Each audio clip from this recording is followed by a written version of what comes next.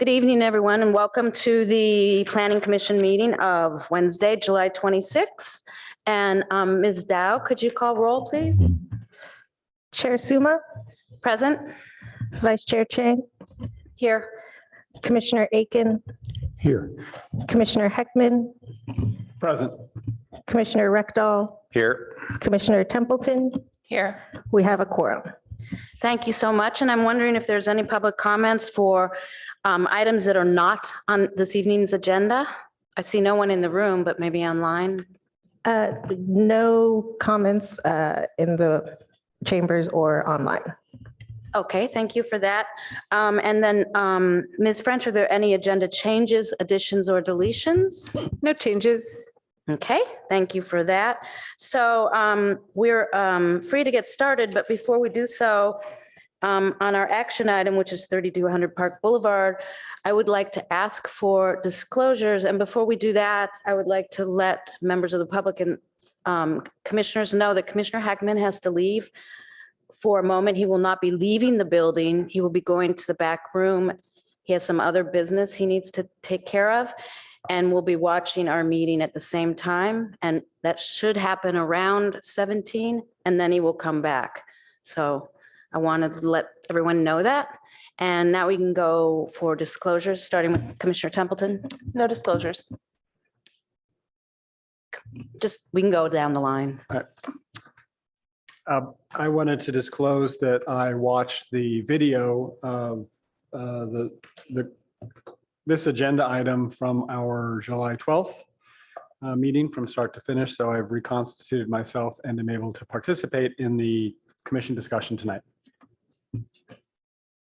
No disclosures. And I have no disclosures. Yeah, no disclosures, except I also watched the movie, or the the plot was a little thin, but And no disclosures for me either. Okay, that means we can jump right into our first. Oh, no, we need to do director's report. I skipped over that, sorry. Thank you.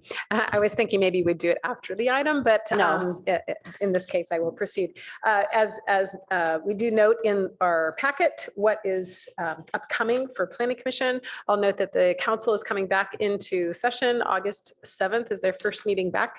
We do have the Castellia TDM, final TDM plan that's on that agenda. I'm sure there's something else on it. And then, of course, our next meeting, August 9th, the items are noted in the packet. That's what we're plugging away, trying to get onto that date. It's likely that the implementation of housing element programs that we were targeting August 30th for will be put forward another month due to the scope of that work. So that's about all I have to report. I think Raphael is here as well to. Thank you, Mr. Ruiz. Do you have something? Thank you, Raphael Reyes. Senior Unmute. You are on mute. Am I still on mute? Raphael, you're on mute. Oops, sorry. Mr. Ruiz, you are still on mute, so we cannot hear you. I don't know if you can hear us. Yes, I can hear you. You can't. Maybe my microphone might be off.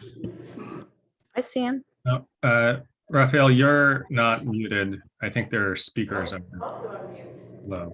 Okay. So both of you, Mr. Ruiz and Mr. Yang, you are on. We cannot hear you. Okay.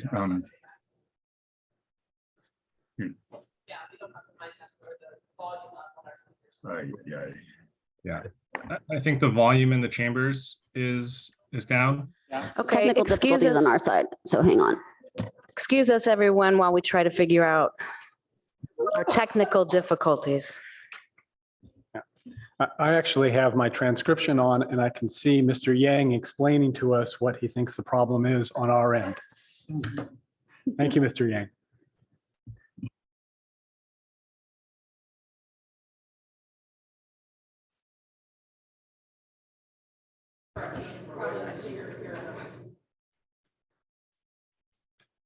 Forgive us a minute while we pause for technical. Mr. Yang, would you say something, or Mr. Ruiz? Can you hear me? Yes. trying to talk now. Okay, great. We got it now. Thank you so much. Thank you. Rafael Reyes, Senior Engineer with the Office of Transportation, with a couple of updates. Just yesterday, we kicked off the Bicycle and Pedestrian Transportation Plan Update Project. This commission will be a key stakeholder as part of that process. So just as a heads up, it will be coming several times to this commission. We anticipate a total of about 18 to 24 month long process for that project. And then another in a construction project, the Alma Churchill intersection and railroad crossing improvement projects. Our department handed it off to the Public Works Department and that project kicked off. So construction will be starting shortly with very soon with potholing and other works and we'll go throughout through the end of the year. And those were the two main updates I had. Great. Thank you very much. Is there anything else from staff?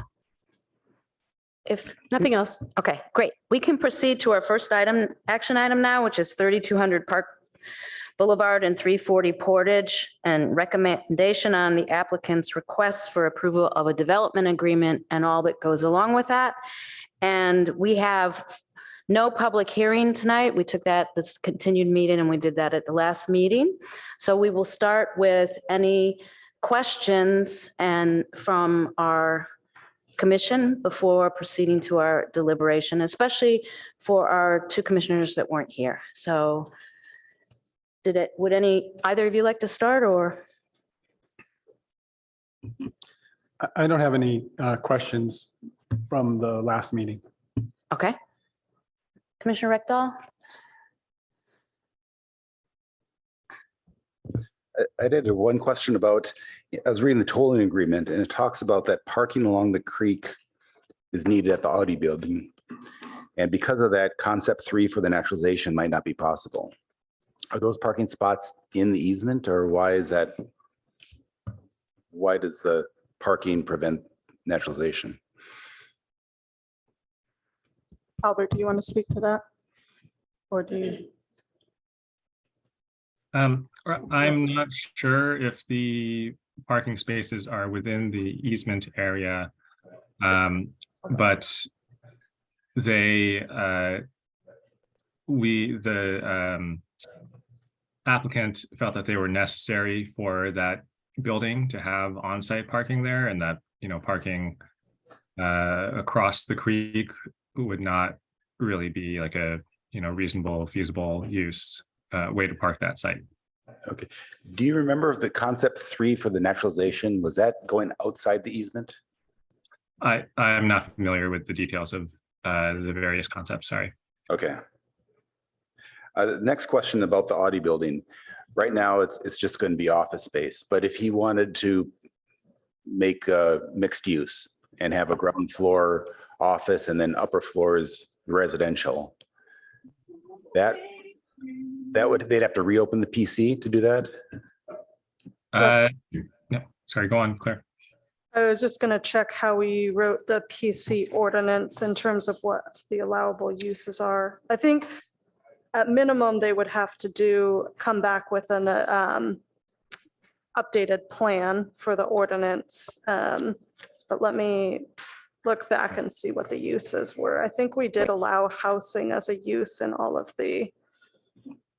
Packet page 108. Yeah. But as Ms. Raybold mentioned, each of the PCs incorporates basically the building envelope of the existing or proposed buildings as the development plan. So any changes to that would require a change to the PC. Okay, and that goes to PTC and then ARB and then council, or what's the route for that? That's correct. Some minor changes, like a change to a sign or something like that, would not need to go through that whole process. But the example you gave, which was completely changing the building to add additional stories, that would go through the process, PTC, ARB, back to PTC, and then to council. Okay, thank you. And we did indicate that multifamily residential would be allowed use under that. So they wouldn't have to actually change the zoning. Okay, Like there's the PC ordinance, but the PC ordinance also kind of references the plan. so you still would have to go So- through those meetings. So you still but have to go through that but it'd be a simpler reading. change. Yeah, because it's still technically considered a zone change because you're amending like the actual plan sets, the development plan for the PC. Okay. Yeah. My last question is about the State Register of Historic Resources. So how does this work? We have different levels, like with the state and federal historic resources. How are those decided? Who decides whether something's on the state resource list? And then the second question would be is what's the ramification if a property gets on that list? I think I can't answer this question, but I think Julianne Murphy, I think our historic consultant is on. I don't know if she's joined yet. Yes. Okay, great. I I don't know clicked, if you yeah. could better answer that probably. No problem. So there is the California Register of Historical Resources and the National Register of Historic Places. If a property is nominated and entered into the National Register of Historic Places, it is automatically listed in the California Register of Historical Resources. It's not a two-way street though. So something could be listed in the California Register of Historical Resources and it would not be automatically listed in National Register. And who makes the determination whether something's on the list or not? So a nomination would be prepared and it would be reviewed by a state body, which is a commission that meets 4 times a year. They would review the nomination and then deem whether it was complete or not. That would be prepared by a professional in conjunction with the Office of Historic Preservation. They would give comments and feedback on whether the nomination was complete. And then it would go to the state board for review and approval. Okay, and then what's the ramifications if something goes on that? Would development be precluded or there's just some hoops you have to jump through to do development? No, it would be so it's largely honorific, as is the National Register of Historic Places. The control comes like many things at the local level. So it wouldn't have an additional layer of review or ramifications that would be offered by local designation. But it does provide the opportunity to use some benefits that you wouldn't be able to use being listed just locally. Most notably with the California Register nomination, a property would be eligible to use the historical building code, which allows for some flexibility that you don't get otherwise. Other than that, it's largely honorific. And in terms of, you would also have, if you were proposing to demolish it or substantially modify it, it would be the same process as what's currently moving forward for this project, which is it's still protected either way under CEQA, even as an eligible resource, which this one currently is, as well as actually designated resources. So you would still have to go through the same EIR process, identify it as a significant and unavoidable impact, and council would have to make findings of overriding consideration to allow for that. Okay, so bottom line is the one that really matters is whether the council considers it historic. This from a impact to the property owner. Say that again. So if you talk about federal, state, or local designation, the one that has the biggest impact on the property owner would be a local designation because that controls the zoning, can prohibit them from developing it.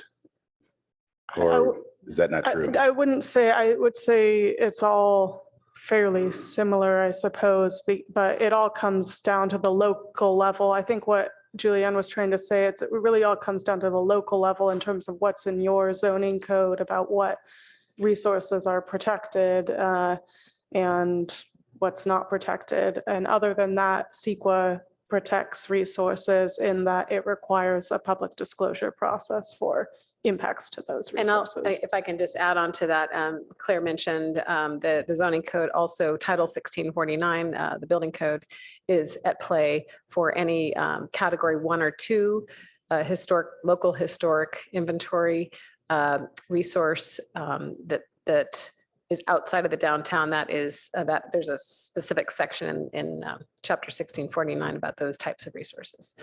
Okay. And so how many historic buildings do we have in the city? Is it a few or a whole bunch? Hundreds and over 160, approximately 160 more are currently noted as eligible.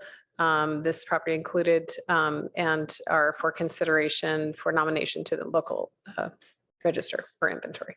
Okay, thank you. But for clarification, what is controlled by the historic designation is the exterior of the building. It does not prevent anything from going on the interior. That's correct, right? That's not For necessary. single family homes, that is the case. For public buildings, it's not the case. There can be character defining features on the inside of a building that are. Okay, but do we have, I mean, that's for very special buildings like the White House and stuff, right? So doesn't apply to many buildings, or is that wrong? I believe there are character defining features about this building on the interior that are technically protected, but I mean, Julianne can maybe speak to this a little bit better, but when you're looking at an impacts to a resource and trying to determine if it's consistent with the Secretary of Interior standards, you're not necessarily looking at this one piece, and if you touch one piece, then everything, is inconsistent. It's more looking holistically at it and saying, how much is this changing the building? Is it changing it in a way that it's really altering it in a way that it's no longer a resource? And so it might be chipping away at this and this and this, and holistically it becomes, but it's not necessarily every single one is, And that's maybe why the ARB deliberation thought there should be more visibility of the interior of the trusses and the monitor roof then. Okay, thank you.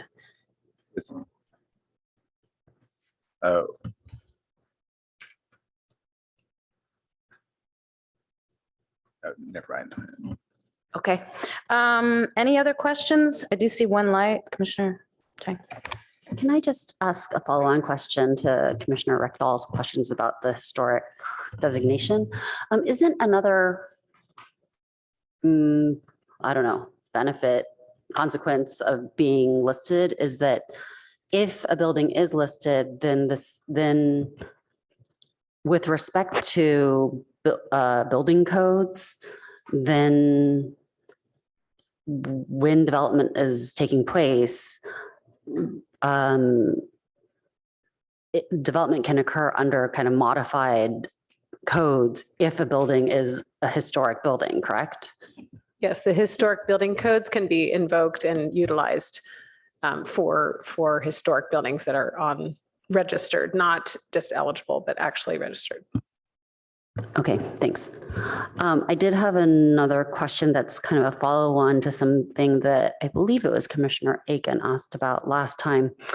And this was regarding the housing element. And so my question was that I believe this project in its incarnation as a SB 330 project was included as a housing element pipeline project with 91 townhomes, or so 91 housing units. So what are the implications what are the penalties for Palo Alto if for some reason those 91 units are not built during the 8-year timeframe of the housing element?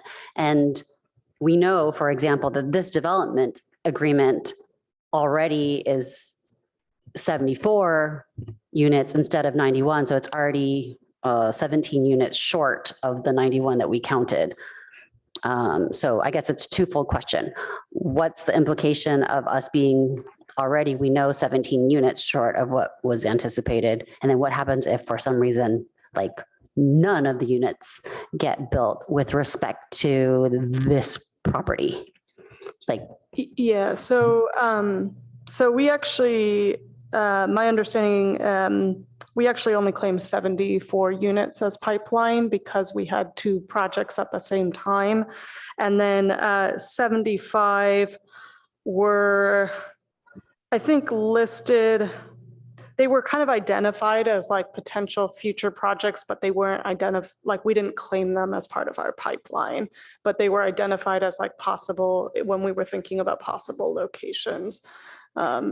So. And I would just say generally, if there is, if there are housing units identified in a housing element and they don't come to pass as predicted, that's why there's a buffer, and we make up for that in some other location.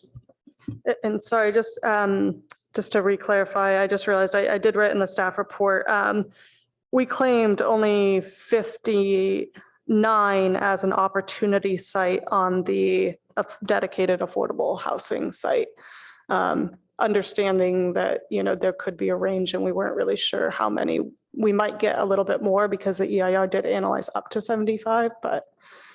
okay, thanks. Sorry, I missed that. There's so much information, but thank you for, Yeah. thank you for clarifying that for me. And so then to follow up on what Ms. French said, then there's no like by right sort of penalty as a result of if for some, I mean, I just remember when we were going through the housing element stuff, there was something about if that we get penalized when we put something on the housing element and that housing doesn't materialize, right? Where we kind of don't have control over that. I'm not remembering things very well, but I maybe Mr. Yang can help me out here. But one thing to note is that the housing element is on the whole city. And so property by property, if you're lower or higher, it evens out. But I believe if a property is developed at a lower amount than you had estimated, you have to now transfer something from the buffer into your list. Okay. There's no penalties or anything like that. okay, good. I see the city attorney here, so maybe he can clarify this. Yeah, I was just going to agree with what Commissioner Rectal had said. And as Ms. French noted as well, if development is at a lower density than what's anticipated in one area, we have a buffer to make up for that. And sometimes there will be a project that comes in higher than anticipated. And so we just sort of monitor our progress and we'll make adjustments, identify new sites as necessary. Great, thank you. I was just going to add that it is on the interactive map as 91 units in the, but that map may have not be up to date, but in the pipeline category.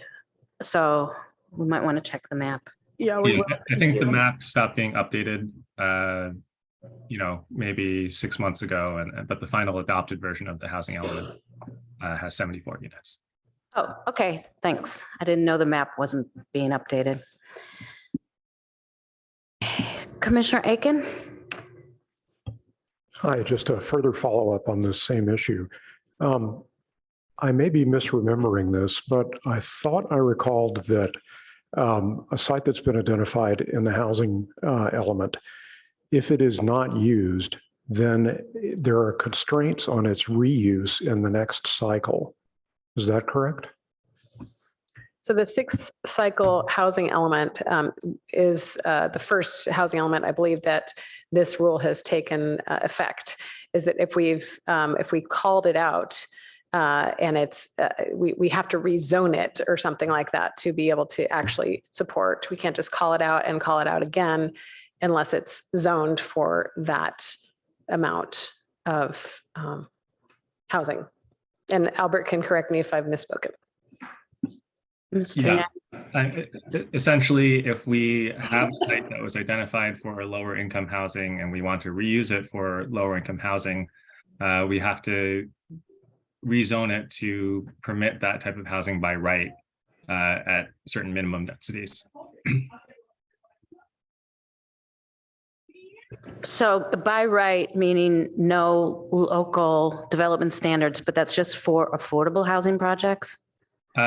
So it's for projects that provide, I'll have to go back and look, but I think it's for projects that provide some level of lower income housing. But by right does not mean that there's no local development standards.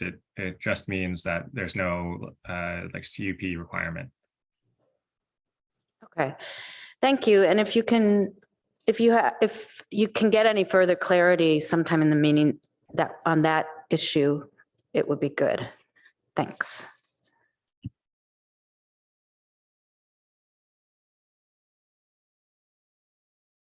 Okay, I don't see lights for any other questions, so we may start our deliberation. And I'm wondering who would like to start us off. Oh, well, I don't see any lights, so I will go ahead with a few observations. As I think a number of us have said before, this is an unusual project because the development, it comes to us with a development agreement already in place, at least proposed, which didn't have any very much public scrutiny because it was developed behind closed doors and closed session. And so we have been struggling, some of us, to take on faith that this is the absolute best use of this unique site, being over 14 and a half acres that has been zoned for housing for over 3 decades. So I will say that I am still struggling with the amount of housing.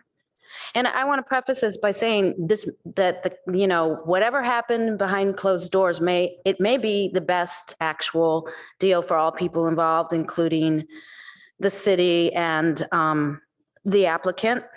So that's why I'm happy that whatever recommendation we give here tonight, the council can take into consideration, but they will also ultimately be making that decision. But I struggle with the lack of housing, the amount of housing, not lack of housing, a little bit, thinking there could have been more. In particular in the EIR, which EIRs are always kind of funny, but in particular, I found that the conclusion that there was no feasible way to put housing inside the cannery shell was not fully adequate for me because because we're talking about 74 units on the townhouse parcel, but we examined, I think, the EIR 231 units in the cannery building, which doesn't seem to be a reasonable way to do it to me. And then there was what I thought was a very creative idea, to use the portion of the cannery that's going to be demolished, 40% of the cannery that's going to be demolished, to park cars, which would have kind of a doubly good effect, or triply good, perhaps, if it's a feasible opportunity, because it means we don't have to have above ground parking, which our comp plan does not prefer. Our comp plan doesn't like to use surface parking, as we like underground parking in situations like this, because then there's more land for things like housing. And it was dismissed as being inappropriate because it would cause an alteration to the exterior of the historic building, when the preferred development agreement, in fact, destroys that part of the building. So it's a much less impact on a historic structure to add an egress and ingress for vehicles. And so I didn't think it was fully looked into in the EIR. So that was one problem. And Commissioner Chang has brought this up, the CS zoning land use, sorry, I do that all the time, that the underlying land use of CS was not as appropriate in this location that's interior to what we all hope would be restore to a more regular neighborhood configuration. That CN would be better because it allows for a more compatible mixed use interior to a neighborhood. So that's another thing that is a problem for me. I've already mentioned that the garage is kind of an undesirable as an above ground versus below ground. We have really recently made quite a bid for the appropriateness of underground garages at large institutions in Palo Alto. But I also wondered, and this is probably more a form of a question, but as I pondered this, I thought, well, we know that we may not get townhouses within the 10-year term of the development agreement because it may not be desirable under certain market conditions. And I was wondering why build, if we're going to have, if the 40% of the cannery is going to be demolished and the remaining part finished off, we'll have all this extra surface space until the townhouses are built. And that site, if they are built or if they are ever built, and that the site doesn't really need an above ground garage until then because it will have plenty of surface parking. And that was that was just an idea that I had, and I don't know if it was ever discussed or thought about, but it certainly is a more environmental idea, but it doesn't involve, construction.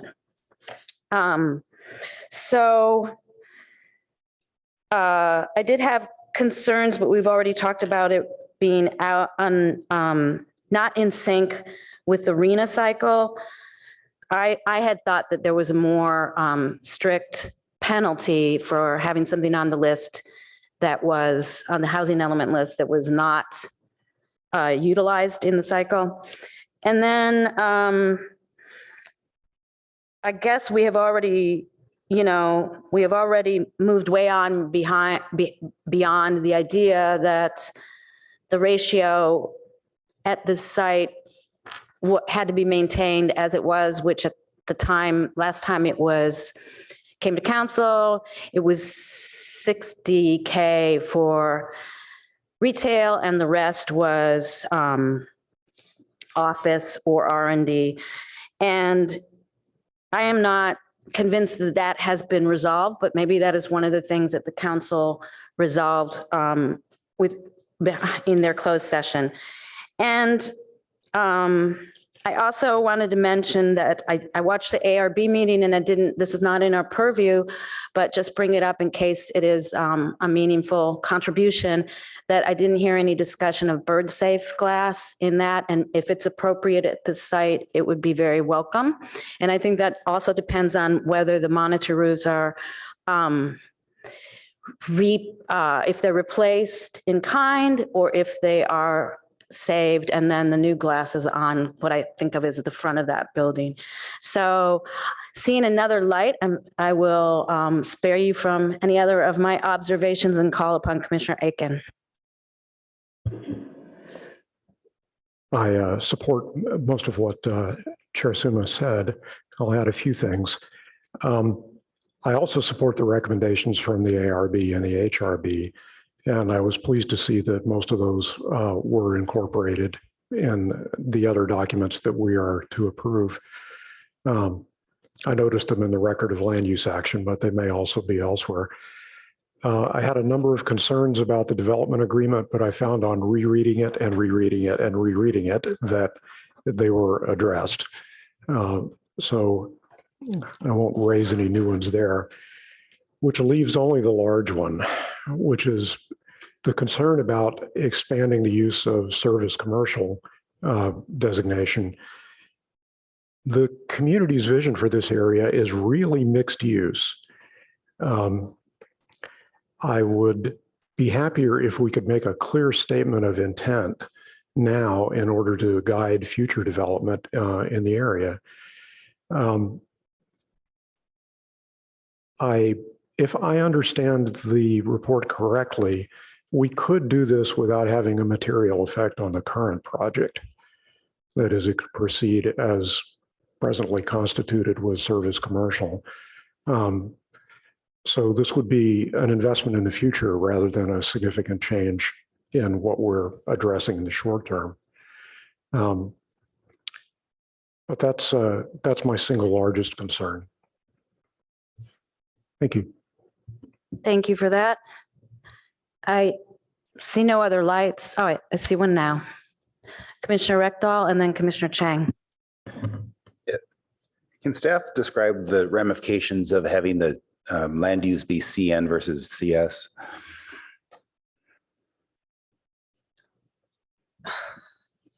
Because I looked at granted this is for zoning, but looking at the zoning capabilities, they're almost identical. What would be the major impacts of this decision? So the only thing about the CN is that it's kind of creates an island of CN. There's nothing really around it that's CN, whereas the surrounding development right now is primarily CS, as well as the single family areas. The CN also is, if you read the land use designation summary, it's really used in areas along El Camino Real that have retail shops, as well as our small commercial shopping centers. For example, I think Edgewood Shopping Center, and I believe Middlefield Shopping Center as well.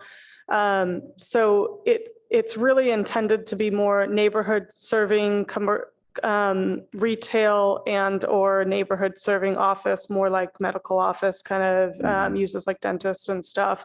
And so that's generally where it's provided throughout the city. It doesn't specifically speak to office uses or research and development uses in that land use designation. It doesn't specifically prohibit them either, but it's I guess less clear that that the proposed uses actually meet that land use designation, which is the entire intent. So if the zoning is PC, does it really matter what the underlying land use is? The underlying land use needs to be consistent with the zoning. So that's why we're changing the land use currently, because the multifamily residential land use designation doesn't comply with research and development and office uses. So it starts with the comp plan, and then the zoning needs to align with the comp plan. Okay. And if we change our mind down the road. Sorry, can you repeat that one more time? This is where I always get so confused. Yeah.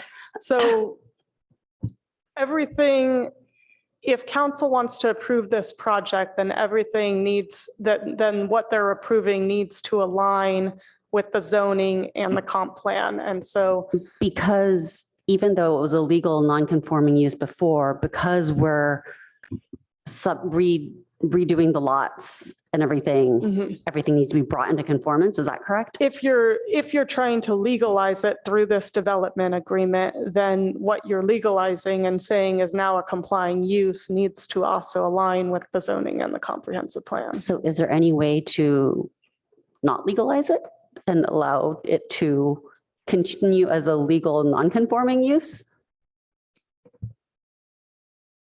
Albert, I don't know if you can maybe speak to that. I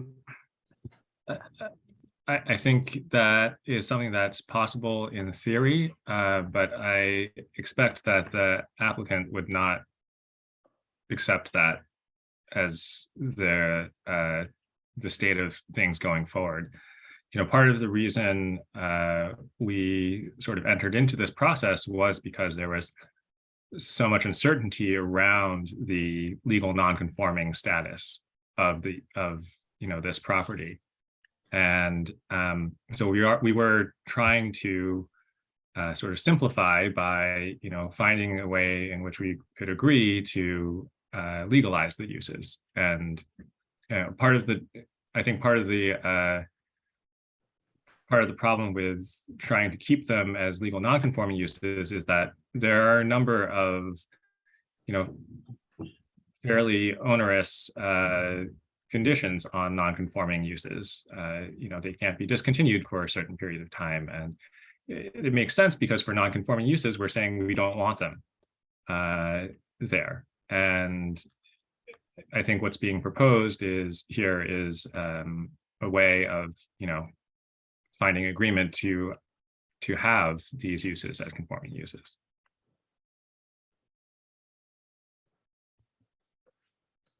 Commissioner Rectal? So I'm still struggling with exactly how it matters if it's CN or CS, because it seems like both of those would be consistent with this design.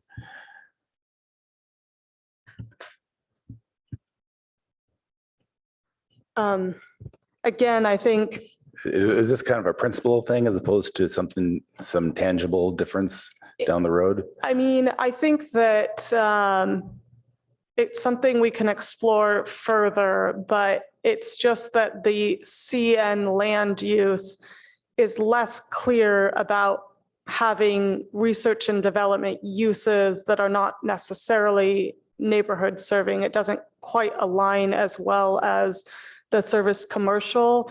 And just from a general planning land use perspective, it's odd to have kind of a island. I mean, you'll have islands where there's like a park where you have a PF zoning, but you don't typically have kind of islands of this land use where it's nowhere around there, kind of.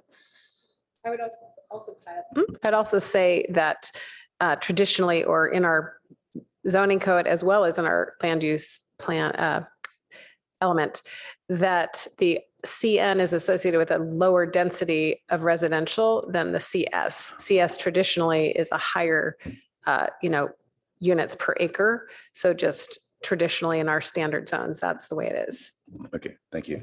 I can tell you why it makes a difference to me if you're interested. And this is my understanding of CS versus CN. And CS is traditionally used along El Camino. There's a little bit of it by 101, and then there was sort of a spot zoning done for Ming's, so it could be a hotel but never materialized. CS has development standards that are significantly more impactful.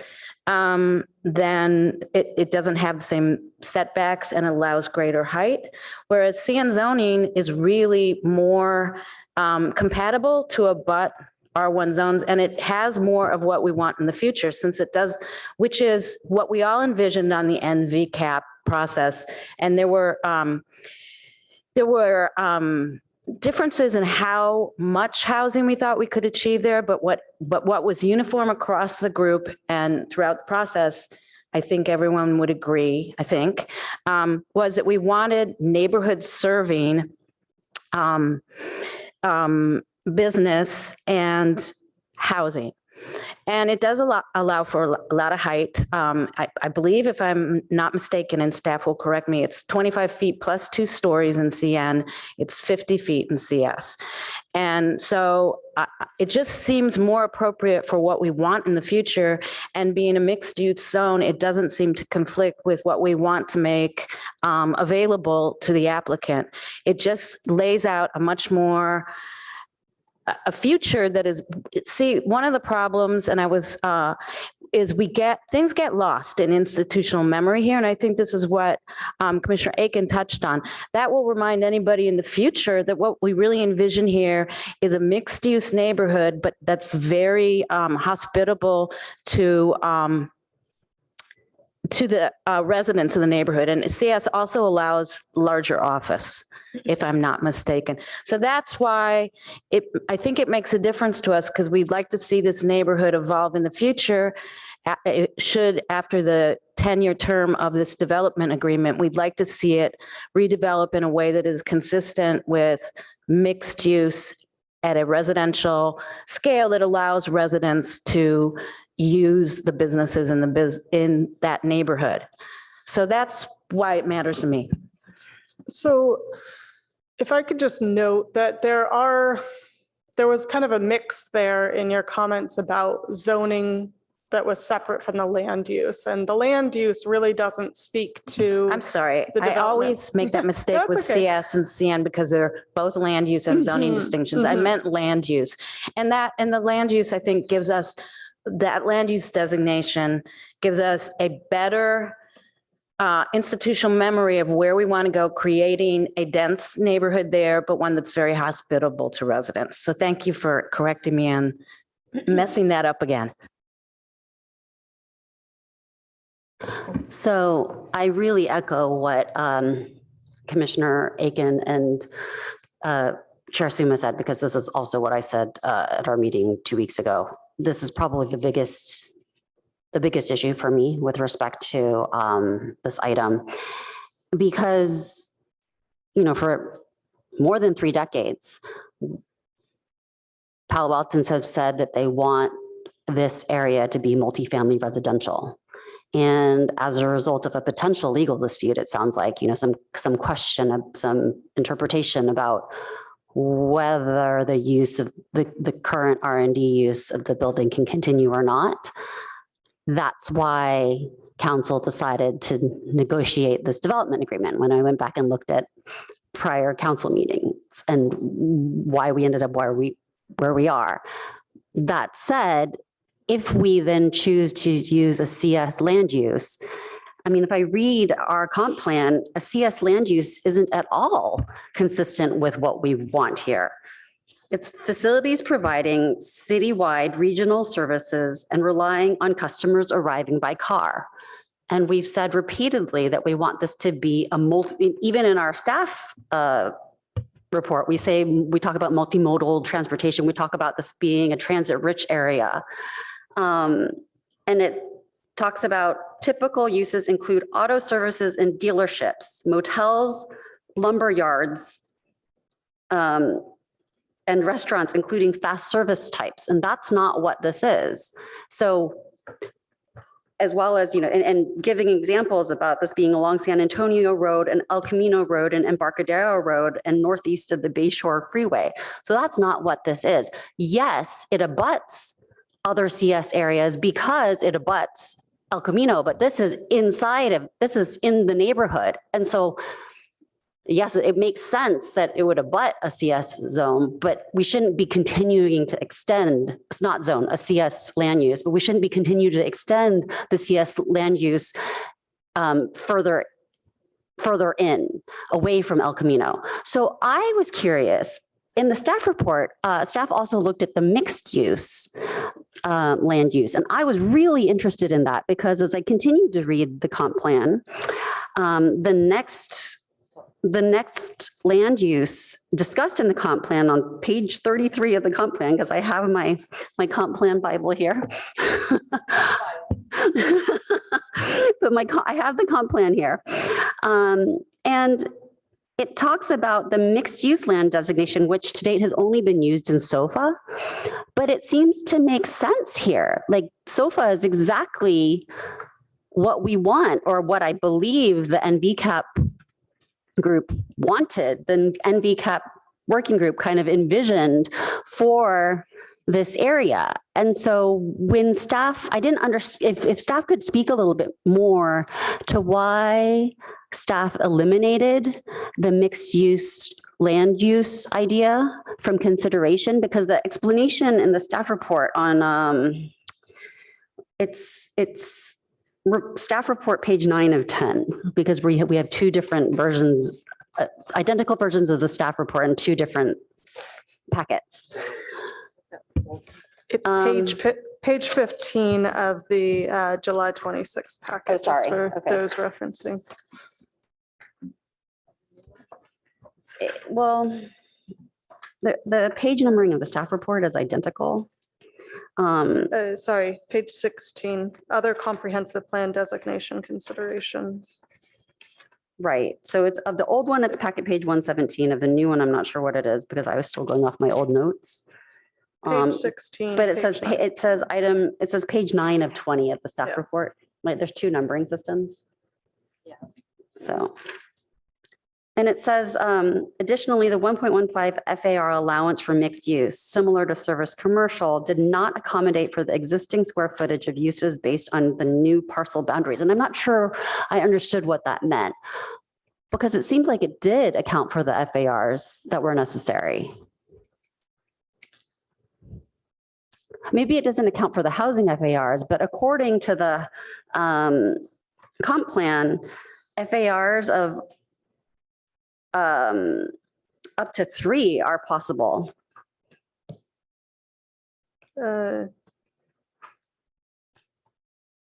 No, not commercial. FAR was limited. Commercial FAR is limited to 1.15. Yeah. So what's the commercial FAR in this case? That's what I was trying to recall for each of the parcels. But as it is, if that is the case, we could make an exception for a PC zone the same way that we're making for the CS. No, that's not, you can make exceptions to the zoning, but it still has to align with the comprehensive plan. Wait, but we could make it, sorry. But we you could can make an the exception. same We could make the same change, modification yes. to the mixed use land use. Mhm, mhm. And then I think it would just be so much more well aligned because of how the mixed use land use is used elsewhere in Palo Alto. And in terms of how it's described. Sure. So do you want me to kind of answer the? It'd be great if you could answer what the FAR is, because when I did the FAR calculation, it seemed like it was well under 1.15, but maybe I was looking at the wrong numbers.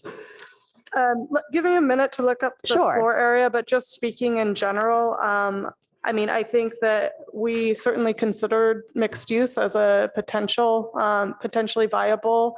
I think we kind of summarized in the staff report that ultimately we just decided that that the CS seemed more appropriate because it aligned with what was around it. And then the other kind of piece was the mixed use. It was mixed use when you look at the project as a whole, but ultimately each of these parcels are being subdivided.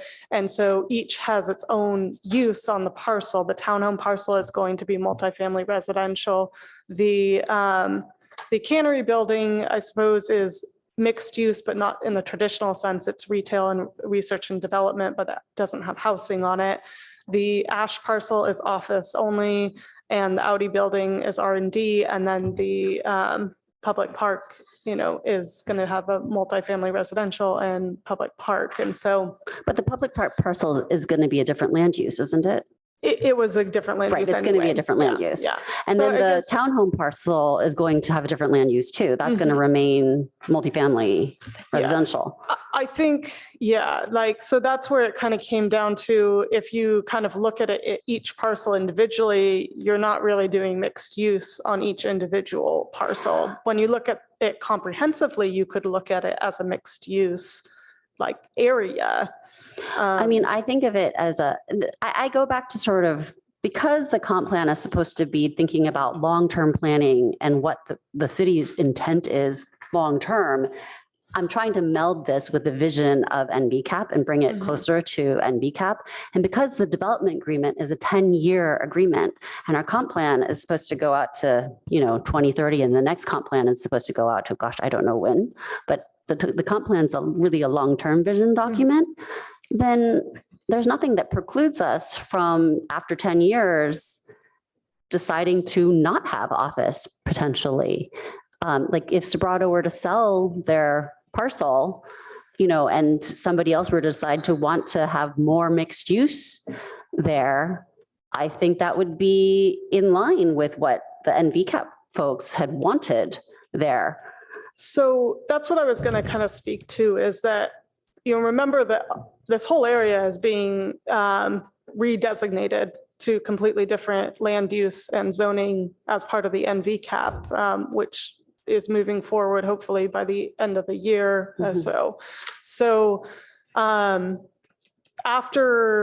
a 10-year period, or whenever the terms of the development agreement ends, if you really want to do something else with that parcel, you're going to have to do a legislative action to change the PC zoning anyway, if you're going to change the development plan or doing something. And so if you really wanted to do something as part of that, you could also do a land use amendment at that point in time to align with whatever is being proposed. So I guess because our memories are short and because what I've seen, at least with this particular parcel, is for 30 years, for more than 30 years, we wanted multifamily residential. And for various reasons, city council postponed an amortization process taking place. And so now we find ourselves where we are, and it's not multifamily residential, and yet there's a desperate need for housing. So now we're kicking the can down the road, and I just want to make sure that we don't lose sight of that, like, housing nirvana, right? And like, if we put something that's more clearly aligned with that, and definitely not CS land use that says like, this is like this car-centric zone, car-centric land use, that'll at least head, I don't think that we should be, because the NVCAP process is happening in parallel, we shouldn't be going further away from it, knowing that this process is happening in parallel. That's my 2 cents. Thank you. I have two commissioners that would like to speak, but I would like to remind everybody that we are amending the comprehensive plan by adding one phrase, bottom of packet page 15, and then packet page 16 of the new one, which reflects that both neighborhood and commercial and service commercial land use zones have what is described as FARs will range up to 0.4.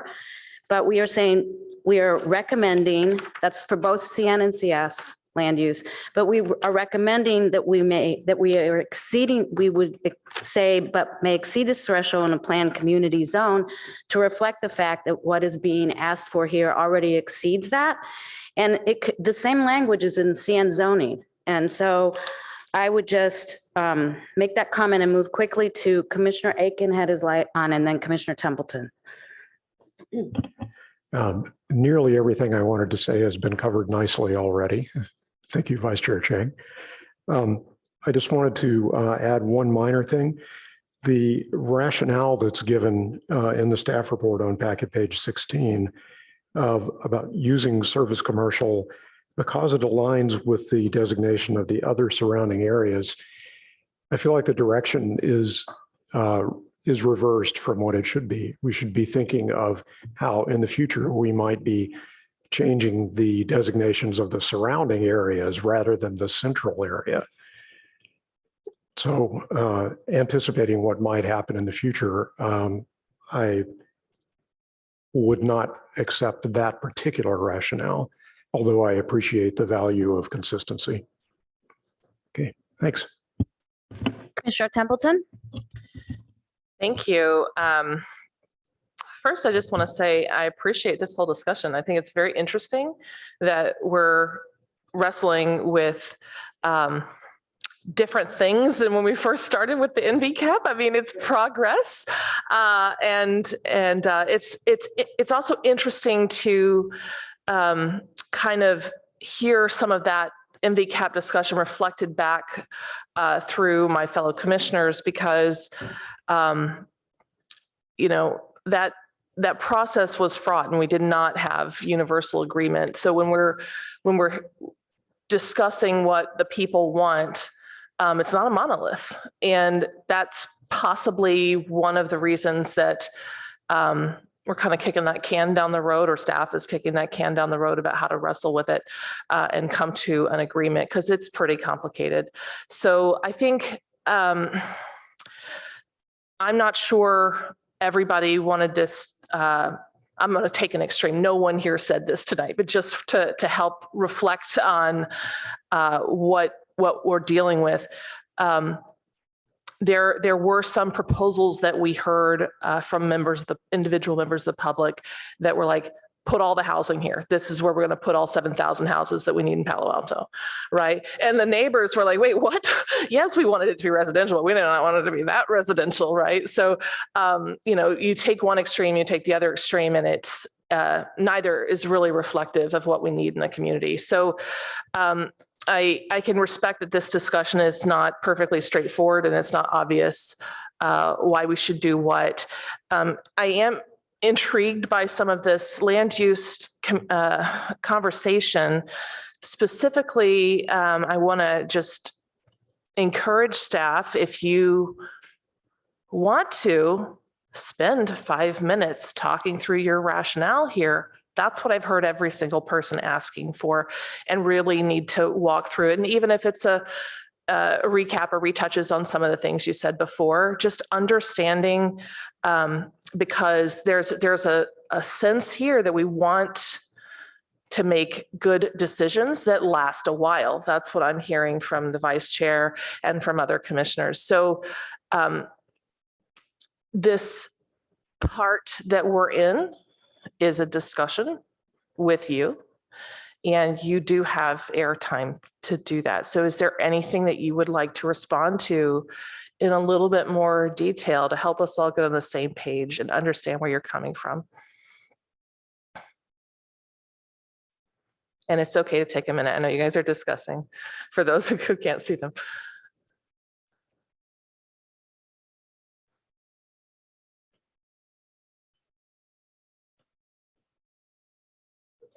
A minute. Your mic's on. I just want to add in. Your mic's not on. Thank you. I'm sorry. I just want to add in a slide to, just so you guys are aware, I think Commissioner Aiken makes a good point, and so I wanted to just show what the land use map for NVCAP is currently showing as well. And also the timeline. You mentioned that we have what's in front of us now versus the quote unquote greater NVCAP discussion, and understanding that will be helpful as well, so we don't get mixed up and think this is our only bite at the apple. And if you tell us it's not and it becomes that, it's going to be a problem. So hopefully we can understand the timeline. Yes. And just so you guys are aware, certainly if this gets approved, the development agreement gets approved, then the NVCAP is going to need to kind of realign with this, because we would not be changing under the development agreement, the land use and the zoning for any site, any portion of the property that's under this development agreement. So can you just, thank you for that. Please repeat that again, because it's very different than what you responded to Vice Chair Chang earlier. So in terms of the separation between what we're doing now and what the NVCAP is going to do, if this decision has unchangeable consequences for the NVCAP discussion, that's what people are worried about. So we need to clarify that. So if this development agreement is approved, the development agreement does not allow a change to the land use or the zoning for another 10 years or to the end of the term of the development agreement. So portions of the property that are part of this project, this development agreement, would not change land use designation under the NVCAP. Now, the city could come back at the end of the development agreement and rezone or change the land use if they want to.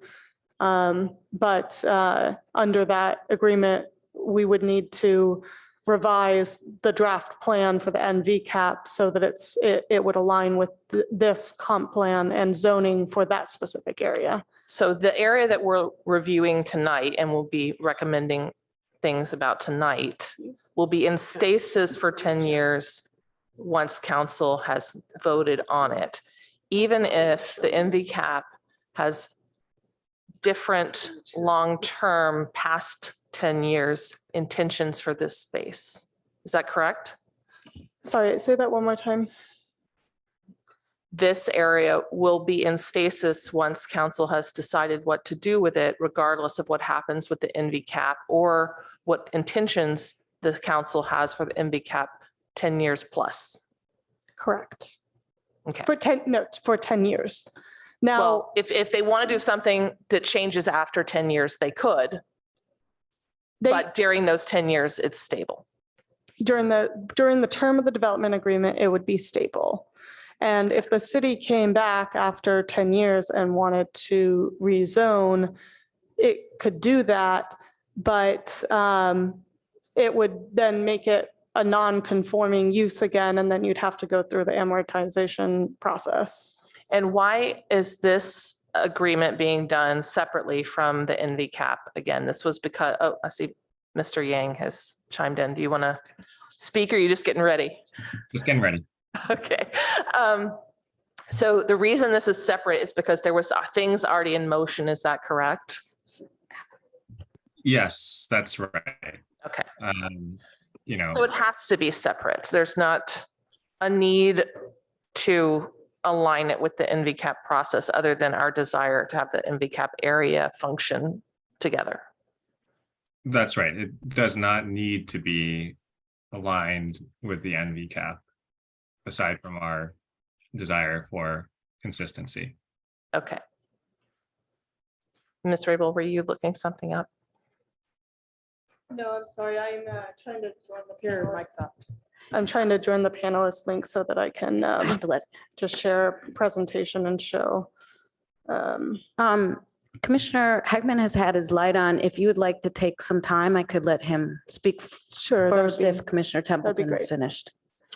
Yeah, I had just a couple more things, but Oh, okay. I'm happy to come back for a second round if we want to do that instead. No, whatever you prefer. I thought if staff was looking something up, but if you have other questions. or Well, prob- I want them to respond to all of us so they can respond after Commissioner Heckman Okay, goes to, just because I think we're all asking some interesting questions and we need to give them a chance to respond. Is that okay? yes, of course. Oh, okay. Then we'll let Commissioner Heckman go while staff And I'm is, almost done. okay. Okay. Okay.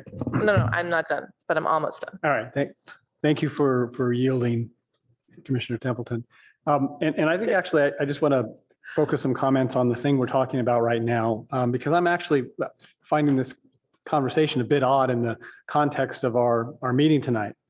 So we're here presented with an opportunity to make recommendations on a particular project that's been presented to us, refined through many hearings, through many boards of the city.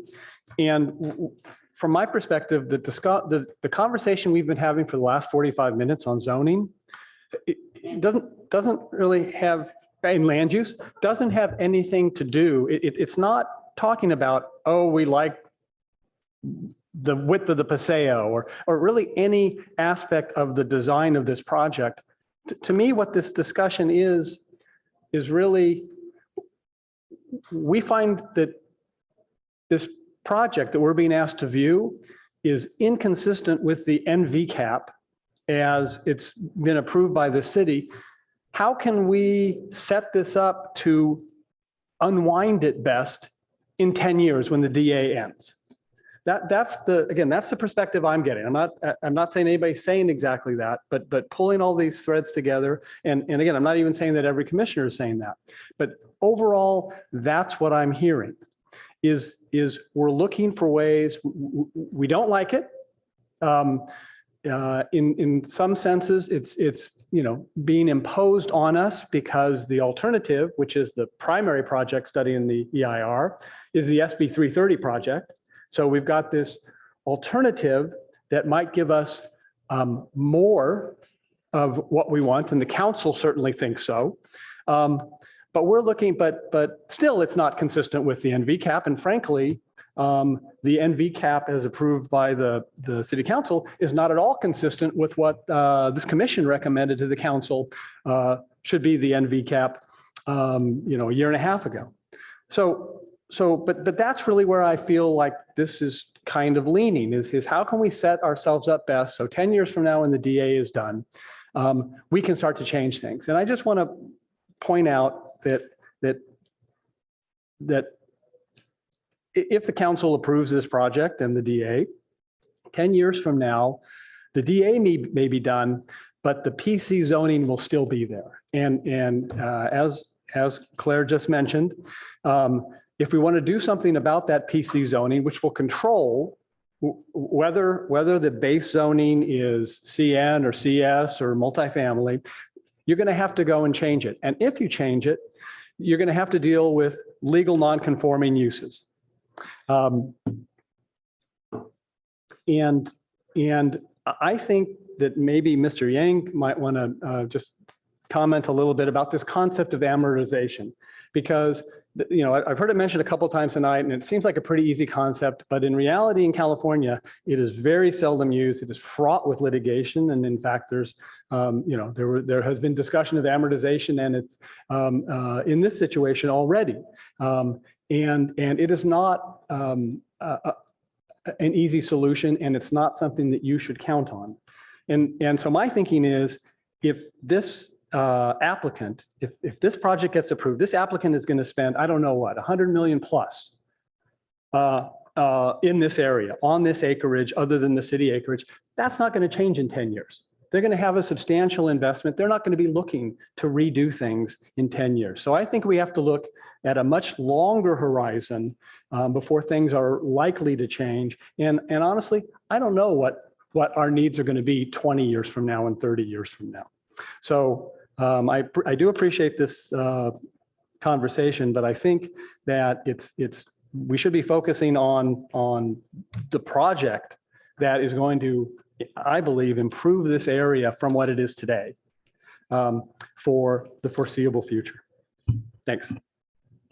If I could just one note, the NV cap has not been adopted. A draft was only recently released, and so we did not have the benefit of even the draft for the majority of the deliberations on this project. So thank you for that correction. I was referring really to the council direction on which iteration of the NV cap that we were going to move forward with, but thank you. I'm going to step out now, Chair.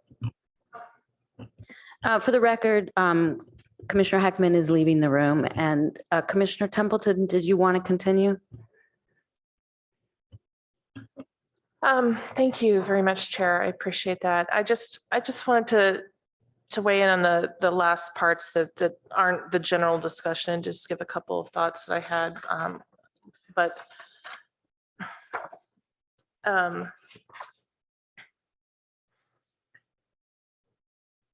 Generally, I understand what Ms. Raybold said in response to the Vice Chair's questions about the different types of, now I don't remember if it's zoning or land use, but about the mixed use stuff. Because we're talking about per parcel versus the whole area together. And I think it's frustrating, because I understand we have to do certain things on a per parcel basis and certain things on a kind of a region or a working area, but it's something we're going to have to start thinking more about as we get these dynamic areas and we try to build the areas that the people want in our city that are mixed use, but are a conglomeration of individual parcels that are being developed differently, but in coordination. So I really do struggle with the response that we received to that question, because we as a city are not able to specify what we want when we do it on a per parcel basis without having this understanding that we don't want every parcel to be developed the same. We want them to have different uses. That's the whole idea of mixed use. So it's a struggle and a frustration. I'm not expecting you to answer it tonight, but that's something that is going to happen more and more. We hope we're going to have these different kind of dynamic areas that are destinations and have different uses at different times of day. And then lastly, just wanted to reiterate or ask you to get more specific about the whole understanding of this site as it relates to El Camino. So this was something else the Vice Chair brought up, and I know we've all, she's the most recent, I'm not trying to pick on you. But like, I consider those properties as proximate to El Camino in how I've used them. I've worked there, I've lived nearby, I've shopped there. Like I've used them different ways, but I consider it as something that I enter off of El Camino. And so I was kind of surprised. I mean, specifically, she was absolutely correct. It's not on El Camino, but it's sort of like that, and some of the areas nearby connected. And it's just interesting to think about how you have designated this and how it does sort of stand out in that way. So I wanted to explore that a little bit more too, just because like you've got 6 people up here right now are very interested in this project and thinking about it thoroughly from different angles. And we do desire consistency, and I know you do as well. So being able to just talk through some of like little rationale moments like that with a little back and forth would be super valuable. So that's all I wanted to add. Thank you very much. So let me see what I can do to kind of respond holistically. I would say that I think that we really feel like the service commercial land use designation is where we have a lot of our mixed use. What's interesting is the reference to the mixed use in our comp plan actually references the SOFA, but the SOFA is actually not mixed use. It's SOFA 1 cap and SOFA 2 cap. There's like almost no areas of the city. I think when I looked it up, I found like a couple of parcels that have this mixed use designation. It was hard to actually find where it was in the city. And so it's a little bit unclear. I don't have the background history at the city of Palo Alto from when we originally started that comp plan or the previous comp plan, I suppose it was from, kind of pulled over of where that came from. But ultimately, a lot of the mixed use areas of the city are in a service commercial area, and where we see a lot of the future development as housing and mixed use housing in particular is areas along San Antonio, areas along El Camino, where we have this service commercial zoning. And so that is very much an area or land use designation that we want to associate with higher density housing and or townhome type style housing, but also areas where we want to have retail components. I think what's kind of unique about this service commercial in comparison to some of the others is it really does speak to the use that's proposed on 3 of these parcels, which is the research and development and or office use. I think that it really, these other land use designation don't specifically speak to that office use, and where it speaks to the car-oriented kind of development, things are changing very quickly in terms of transit options and the push for transit-oriented development. And so a lot of office uses still are more car-oriented. I think the reference in that comprehensive plan is more specific to saying, like, are these more kind of neighborhood areas where it's more people walking to them because it's retail that, like, you might walk to Edgewood Center if you live in that area. Whereas, we do have research and development uses that, while it might be transit oriented, and we certainly would, we have a TDM program proposed that would look to provide, maybe different things like that encourage transit passes or things like that. But you still have cars coming to the research and development use. It's not reasonable to think that everybody working in this research and development use are mostly going to be walking to that office use, right? And so I think that's the intent of that reference in the service commercial. It's not that it couldn't be more transit oriented or that we can't put things like TDM programs on to reduce single occupancy vehicle use, but just that where you have service commercial along El Camino or San Antonio right now, it does have certain uses that are going to have cars. Just to follow on that, I appreciate you speaking to that. I'm just thinking about, this area was divided when we redeveloped Oregon Expressway. And we have a very large parking structure built off of California Avenue in that part of this area. On this side, where this development is going to be, we don't have a general use gigantic parking structure for any of the uses over here. And where we're proposing one, or where it's being proposed by the property owners, is in a place that's less desirable, is what I'm hearing. Like, I think that there's any number of places you could build a parking garage that wouldn't damage this structure that's being valued highly. So I just wonder if that's something we had looked at as well, and why is this being driven?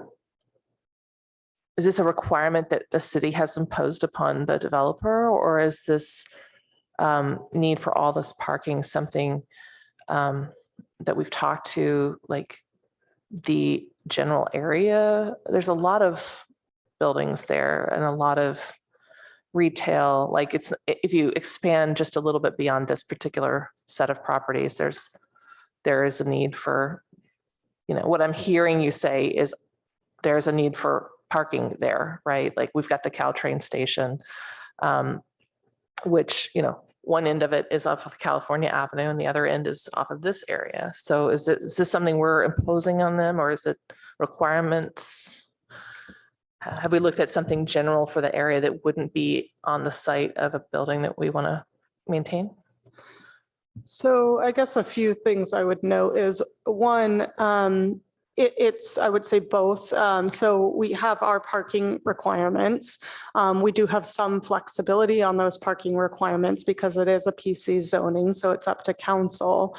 But, the developer has an interest, not to speak too much on their behalf, but the developer has an interest in parking their site to be adequate for their needs because they don't want to be impacting the residents. The parking is still fairly underparked. I'd have to go to the report to remember the exact numbers, but it is consistent with the historic ratio of the site when this was a, booming Fry's development even. So the ratio. But that parking for Fry's was not where the building structure is. Right, we're moving the parking. Yeah, we're moving the parking, exactly. So we're moving the parking from the area, the city parcel where we want to build a park, and placing it back in the location where we're placing it. So if we did not do that, then it would be significantly underparked for the commercial and retail component. So just to clarify, the reason we're having a tension about the parking is, does it go on our awesome park, our green space, or does it go on our awesome historical building? Right, that's the tension. That, is there a third option? So there's not a third option that I could speak to, but the only other thing I would note is that we did do a Secretary of Interior standards analysis for the proposed development agreement alternative. It is somewhat irrelevant in the context of CEQA, because if you are materially altering a historic building, basically the Secretary of Interior standards analysis is always going to conclude that you're demolishing 40% of the building, therefore it's not consistent with the standards. But council expressed a significant interest in retaining as much of the building as feasible and aligning it as much as possible with the standards. And so for that purpose, we prepared a SOI standards analysis. And that analysis did conclude that the parking structure would not be inconsistent with the Secretary of Interior standards. Okay, So- thank you. It's very helpful to go through and just make sure we understand, because sometimes you have perspective that doesn't make it into the packet, and that's really helpful. And just to, hold on a second.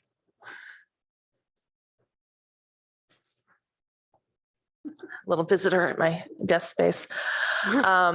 So just to throw this out there, and I recognize that this is weird. I'm just going to throw it out there though.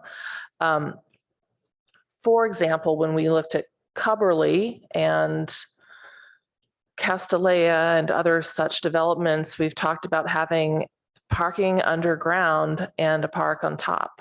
So you can have both in the same site. Is that something that we have discussed or considered, or if not, why not? So we have not, and I think the reasoning is maybe a few fold. One, council has expressed an interest in potentially naturalizing this area, and that's something that we are still exploring and at their direction are continuing to look at options for. And so we would not want to have a development agreement that precluded that option, as that's a pretty expressed interest of the public. The other piece is just this is in the California Olive Emerson plume. So construction of a below grade parking garage or below grade anything is very expensive. We recognize that, you know, any future housing development is probably going to have, if it has, well, even if it doesn't have a below grade garage, is going to have some sort of vapor intrusion mitigation system for that. But providing that for a significant area, I can't speak to the cost of that or whether it's prohibitively expensive, but it would be significantly more expensive. That's really helpful. I appreciate the indulgence here with some of these really curveball questions. And I'll stop there and see if we have any more questions from other commissioners. Thank you. Commissioner Chang? Thank you. Did you have an answer to the FAR question about? I didn't know if you did. I'm sorry, I started looking at it and then That's okay. I forgot, but the cannery is actually only 0.54. So that Right. did align with that. Yeah, but, that's the method I had come up with as well, 0.54. but I'm trying to remember what So it may have been with Ash. Audi or. yeah, I was thinking the Ash building was the one that was the concern, but While you look at that, I will just, now that Commissioner Heckman's back, I'll just kind of respond a bit to his comments where, you know, the reason I don't know, I don't want to put words in your mouth, but you thought it was sort of a little bit maybe peripheral or off point that we were talking about, you know, the zoning. And the reason that it's important to look at the zoning is, the land use. The reason that it's important to look at it is because, you know, staff was trying to find a way to make this development agreement work. And in order to do that, had to touch on all sorts of things, including the land use, in order to make it work. And it's incumbent upon us as the Planning Commission to look at all those pieces, as they asked us to do in the staff report, and to think about some of the longer range implications. And I can't speak so much to some of the detail of the development agreement because as Chair Suma mentioned, a lot of that was negotiated behind closed doors, and it may be the best that we can do. But I did want to make sure that we avoided unintended consequences with respect to land use because that is a long range decision, and we are responsible for the comp plan. And yes, personally, I may not like this deal, but that's neither here nor there.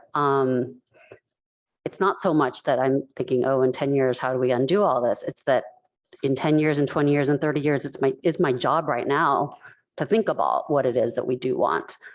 And land use is by definition, what do we want in 30 years? So we do have to look at that. And I just wanted to bring us all together and get onto the same page. In pre-meeting, I asked staff if Sobrato had a particular perspective about whether the land use should be CN or CS or any other designation. And Sobrato didn't have a particular perspective on that, other than that, as Councillor Yang mentioned, I don't think that Councillor Yang didn't think that they would be amenable to a legal non-conforming continuation. But with respect to the specific land use designation, that's kind of our Palo Alto's internal decision-making. So I think that this is actually pretty important for us to decide, because we are the deciders. We Palo Altans are the deciders on this piece. It's something that we can actually have bearing on, as opposed to the detail of the development agreement, which was done behind closed doors. I don't know if that was enough time for Ms. Rabel to come up with the answer. If not, I'll add something to the land use discussion, and that is there are, in both CN and CS, there are possibilities for having mixed use, all commercial, or all residential. And then the development standards are slightly different. So I just don't see it as being inconsistent. And as you go up and down the El Camino, I haven't done an exhaustive exact study, but my observation is it's mixed, CN and CS. And so I did have one also follow-on question for sorry. staff regarding that. Okay. So if something is zoned for, not zoned, land use, mixed use, the underlying zone can still be like, the underlying zone doesn't have to, there can be different zones on a land use. In other words, the parcels could all be mixed use, but an individual parcel could have those three parcels could have the same land use, but each parcel could have a different zone. Is that correct? Not saying that we wanted to do that, but we could do that. Yes, that's correct. Okay. And that's what's going to happen here, because each of the parcels will have a PC zone, which will be slightly different from Oh, the other. good point. Right. And so to some extent, it doesn't, because they're all going to have a slightly different PC zone, it doesn't matter. Okay. Just also wanted to respond to one more thing that Commissioner Heckman said, which was that the developer is going to be putting in a lot of money into these parcels. They may or may not, but currently, at least with respect to this development agreement, they're not necessarily putting that much into the cannery building. They're going to be building the garage, and they're going to be putting some into the cannery building to the rehab it, but the playground global part isn't going to be changed. Is that correct? Correct. And similarly with the Audi and the Ash building. Is that correct, Ms. Rebel? So the Audi building is not proposed to change. The Ash building's not proposed to change. They are rehabbing. Yes, the playground global portion is not changing. Right. And the bulk of the investment is actually in the townhomes as well as the parking structure. So, well, just speaking to, I guess, two things. I think, I don't know how amortization analysis works, but I know that it takes into account everything I think that they're spending money on. And so, you know, they are dedicating the parcel to the city. They are providing $5 million. I don't know if they are online, so they could maybe speak to, I don't know if they're able to share the cost of like the rehab or anything like that.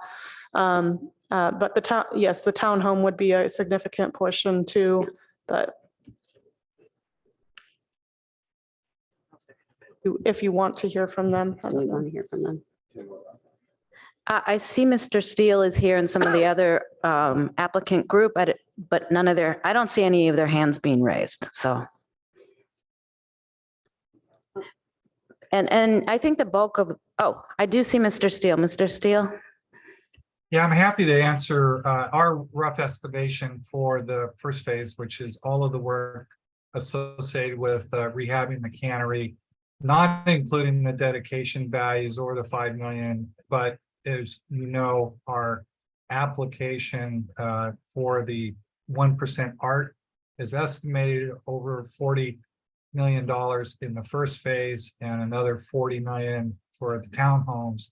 That's including the garage and all the rehab work that needs to be done, plus the undergrounding, the overhead high tension power lines that currently goes through the parking lot currently. So I think those numbers are low.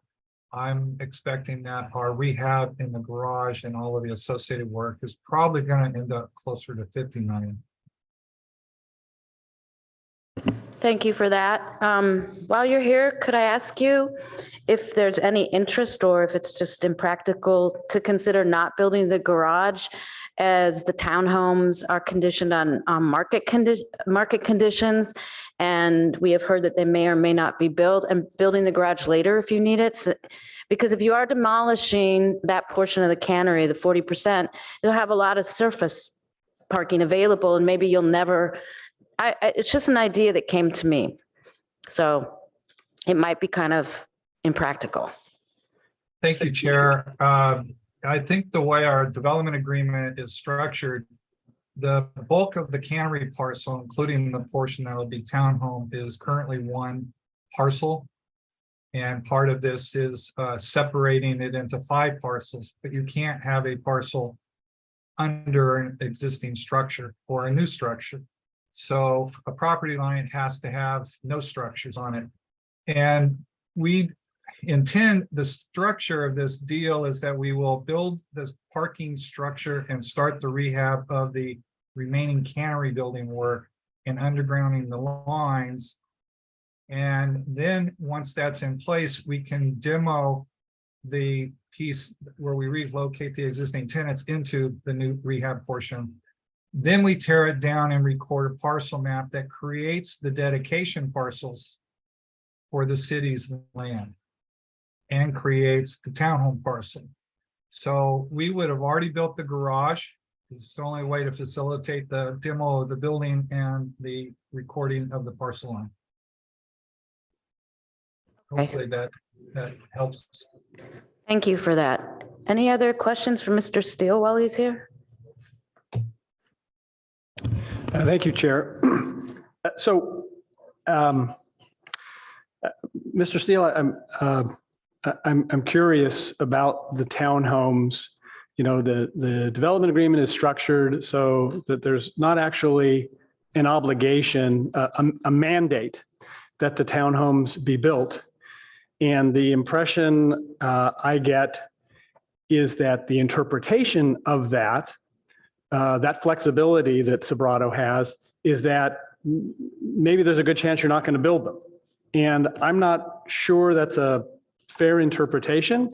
I know that less than a year ago, I think we approved a townhome development. I think it's Summerhill next to Greer Park, and that is under construction. The market conditions there are apparently favorable. And so I'm just wondering if again, I'm not looking for a commitment that you will definitively build those townhomes in the 10-year timeframe, but I'm wondering if you can, if you care to address, why the need for the flexibility regarding the townhomes.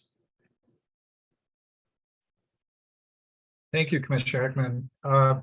Yeah, it kind of continues on with my explanation of recording the parcel lines and so forth.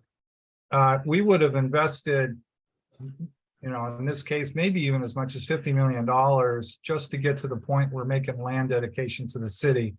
We're required to make those land dedications before we start occupying. So we would be in really deep and not be able to build or sell the townhomes for over 2 years.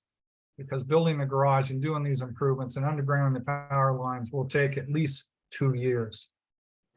Do we know there's going to be market demand in 2 years? Townhomes are probably one of the best products relative to the market going up and down, whereas apartments are very sensitive to the returns and the interest rates. But townhomes have proven, especially in a tight market like Palo Alto, to continually being in demand in good and bad economies. So we're comfortable thinking it's going to happen, but 2.5 years from now, there's no telling.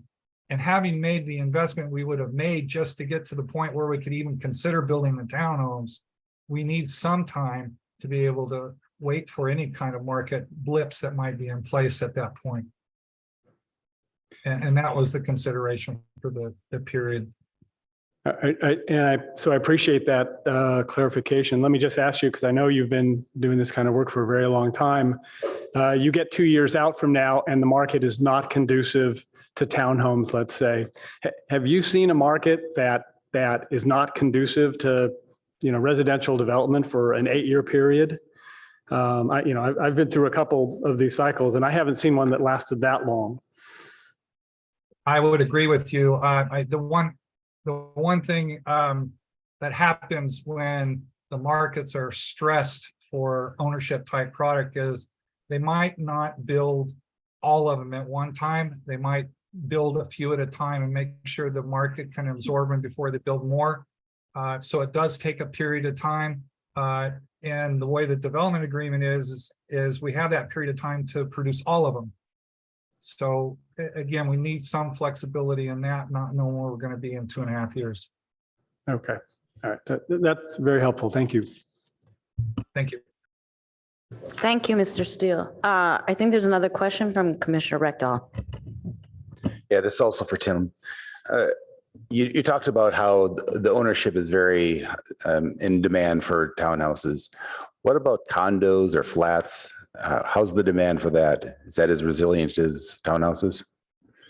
On an ownership basis, developers or builders typically have been avoiding anything of high density flats, condos, and so forth because of the very litigious nature of that and the homeowners association issues that are associated with that versus townhomes. And the resale value and so forth. The rental market, much more sensitive to the interest rates and cost of construction, and they're being stressed currently. I don't know if that's getting to your answer, Commissioner. Yeah, ARB suggested that we have higher density instead of townhomes. And we're so close to the train station. That sounds appealing to have more density there. Does that appeal to you at all, having higher density? We've owned this property since 2000 or 2011, and we've been talking with staff and council members over that time about what to build and how to build it. And we even entitled Mike's Bike Site for rental. And when we finally got through the extended entitlement process, the market had really eroded. And so we were forced to not abandon that entitlement, but to look for other alternatives and ended up selling it to an affordable housing developer with the entitlements in place, which they even modified after that to be even higher density to be competitive for tax credits. So we've studied this site for a very long time. We've studied the market for a very long time and proposed in our SB 330 the townhome product because we felt it was something that had the highest reasonability of getting built in the nearer term. So even if you went 4 or 5 stories of apartments or condos, you think it's still more profitable to have townhouses? I would say it's profitable versus not being profitable. Okay. The other question is the Audi building, and you're proposing R&D offices there. I mean, one of the things at NBCAP, there was a real desire to have more neighborhood serving offices, medical or dentists or other things that would serve directly to the neighbors. Have you considered that at all for that Audi site? Yeah, first off, we are incorporating some retail commercial, but very small amount because we really could not find support for retail services in this area of any scale. And then to come back to a question you asked earlier on the parking there, it is lower parking and we minimized it to what we thought could support multiple uses in that building over time. But the parking that is shown there as existing parking sits within the Santa Clara Valley Water District's easement and would not have been able to do anything other anyway. And Claire can clarify this and verify it, but I believe too that the majority of the full restoration scenarios really moved towards the Portage side of the creek more than this side of the creek in the scenarios that I was privy to seeing. Yeah, I believe that is correct. It hasn't been there, and so the water's going to want to go up towards the Portage side. Correct.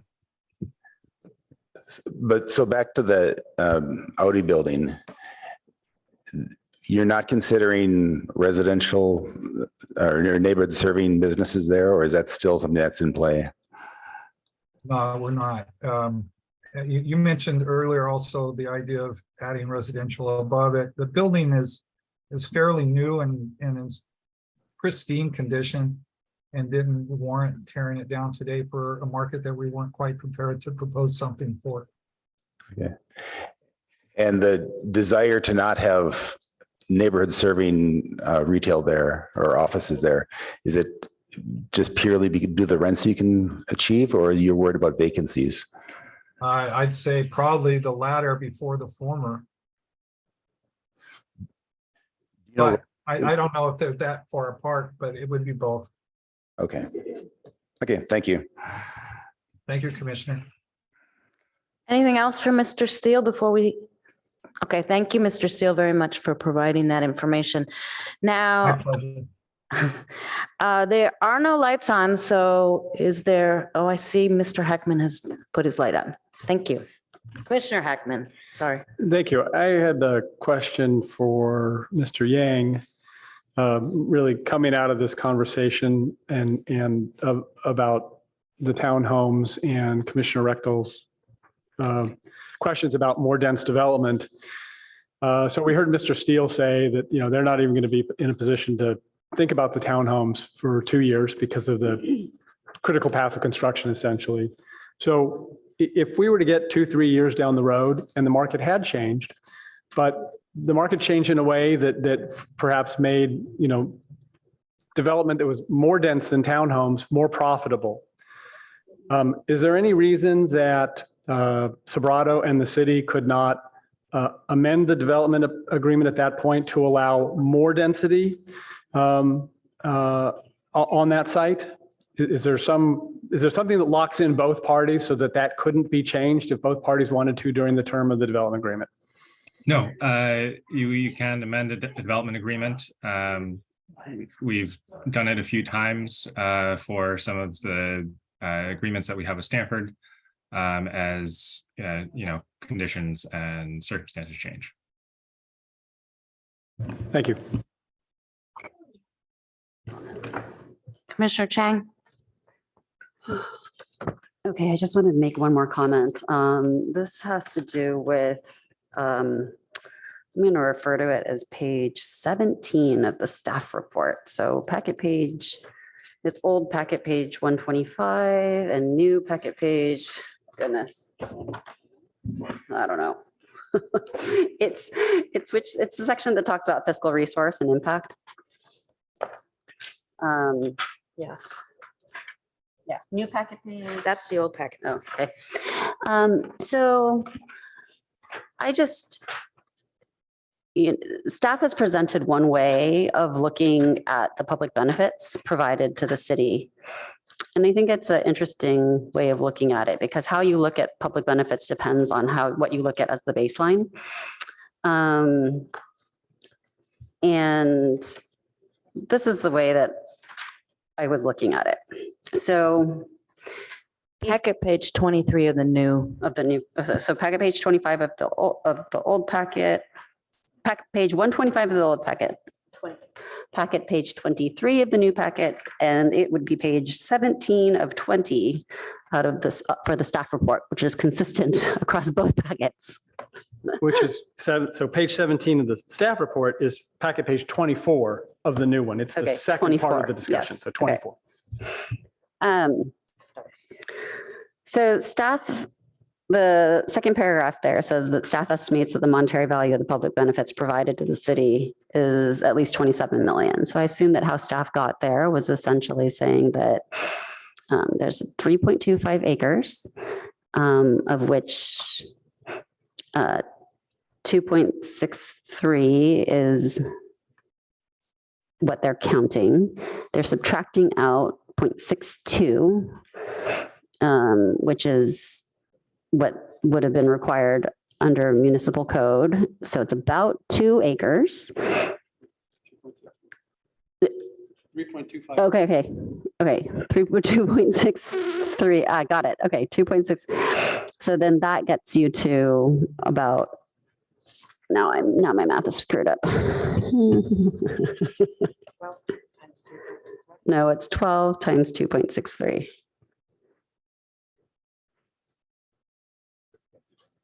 No, I can't do it in my head. So that's 31.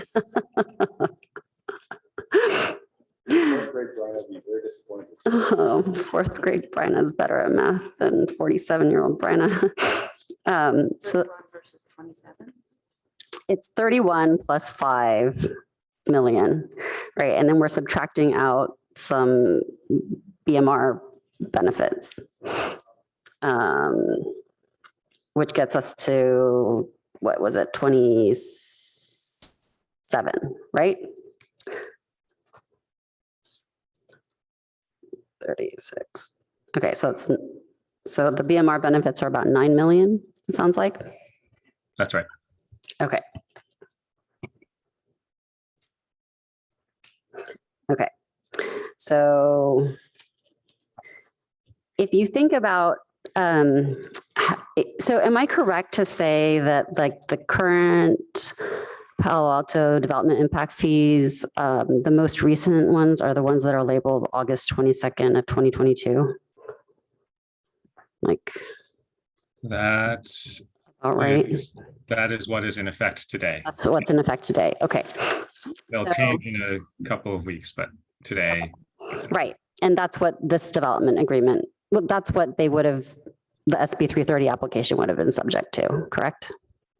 I believe so, yes. Okay. So approximately at least. So before you subtract out the value of the BMR, it would have been about 36 million.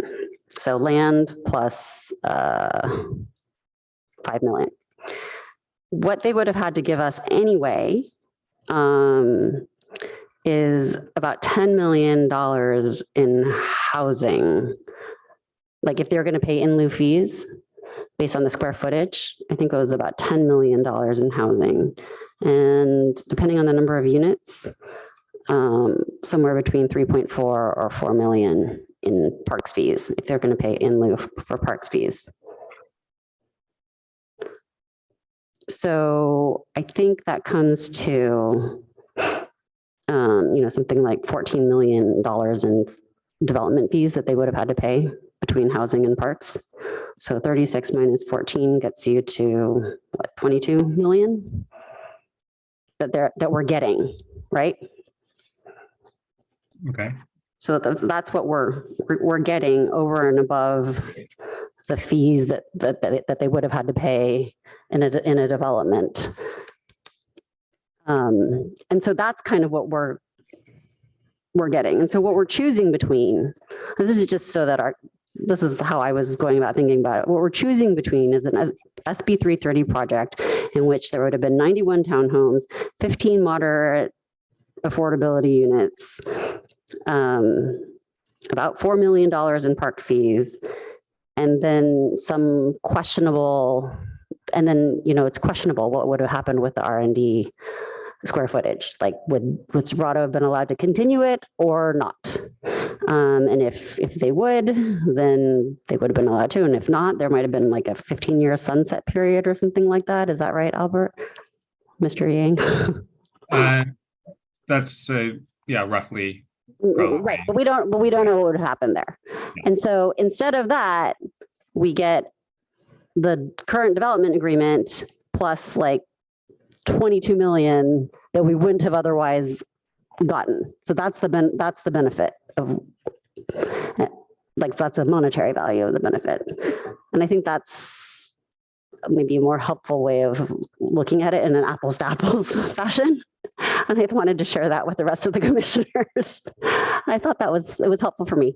I mean, there is a distinct benefit. And I think it's hard for us as lay people to decide, well, gee, is that 22 million worth whatever legal risk there might be in terms of it, what's the value of the R&D continuing, what's the value of 160 square feet of office that we're letting Serato continue to use for 10 years? 160,000 square feet of office or R&D use that we're letting continue for 10 years that they potentially wouldn't have otherwise had, but they might have had some of that too. So that's the unknown. And that's really what the negotiations that City Council had weighed. So that's really what we're being asked to consider. Okay, that's all I wanted to share. It was just thoughts. Thanks. Yes, thanks. So that was helpful in a sense. I see no other lights. Oh, Commissioner Heckman. Thanks. So I've been sort of focused on some focused points that we've been talking about. And I really wanted to spend a couple minutes talking sort of bigger picture about this issue because we do find ourselves in a really unusual posture. It's an unusual posture for the PTC and for the City Council and for the citizens of Palo Alto. And I think it's made us all struggle to some extent because we have this looming possibility of the SB 330 project. And so unlike, some kind of greenfield situation or just, a more typical situation where a developer comes to us and says, hey, this is what I want to do with the land. And we have more control and we have more leverage here. While we may not have, we have practical limitations. We can only push Serato so far on the alternative before they say, you know what, we're just going to go SB 330 because it's just less brain damage and maybe more profitable for them. So I actually think that the combination of our citizenry and the PTC and the HRB and the ARB have done a good job of exploring just how far we can push. And frankly, I want to commend Serato for being flexible in that process. And so we are, seeing in this most recent version that came to us, I guess, 2 weeks ago for all of you, and then, Commissioner Rectal and I here, but those recommendations that came from the HRB and the ARB that were, picked up by Serato and folded in. So now we've got a wider paseo. We've got that lower parking, right, which really changes the dimensions of things. And so I really think it's been a difficult process, but a productive process. And I do want to say, there's been a lot of talk about the closed session and behind closed doors. And obviously it's in an era where all we talk about is transparency. It's kind of difficult to swallow, but I'm familiar with the nature of closed session, and And while it may feel to commissioners and certainly citizens like that closed session is keeping information from us, the real purpose of that closed session has been to allow the city council acting in all of our best interests to keep Sobrato from seeing all our cards. And to have a situation where they can have an open dialogue to discuss risks and possibilities, so it's not so much to keep us in the dark, but to basically maximize our leverage in this process. And so I don't really, I don't think there's anything nefarious about it at all. It seems like it's been appropriately used here and to the benefit of everyone, because we've got a project here that Sobrato it has moved from where Sobrato started, but they're supportive of.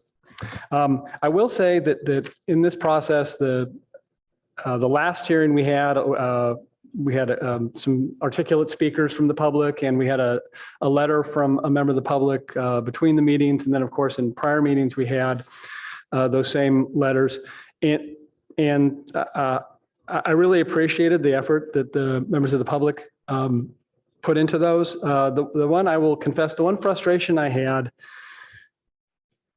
well, the one thing I would have appreciated more of in the perspective of the public is to show recognition of this tight spot we're in, where we don't have all the flexibility that we normally have. So we can't just say, hey, Sobrato, it's 560 units or you're doing nothing, or whatever. And that was kind of one thing I wish I would have seen more of in the public, which I think the public will have seen from the commission, and that is trying to balance this SB 330 over here versus what can reasonably be obtained that would be better for the city, for the NVCAP area. And I think that we've arrived at a place. I really like this design. I really, we haven't talked about it, and of course we're not the ARB, but I really like the cannery buildings, what they're doing with those, because I think that when you approach those are so unique, and I think they'll be beautiful. And as you approach them, you're going to say, what's going on with those? I haven't seen buildings like that before. And of course, you'll go up to the public area and there'll be a big plaque to explain it to you.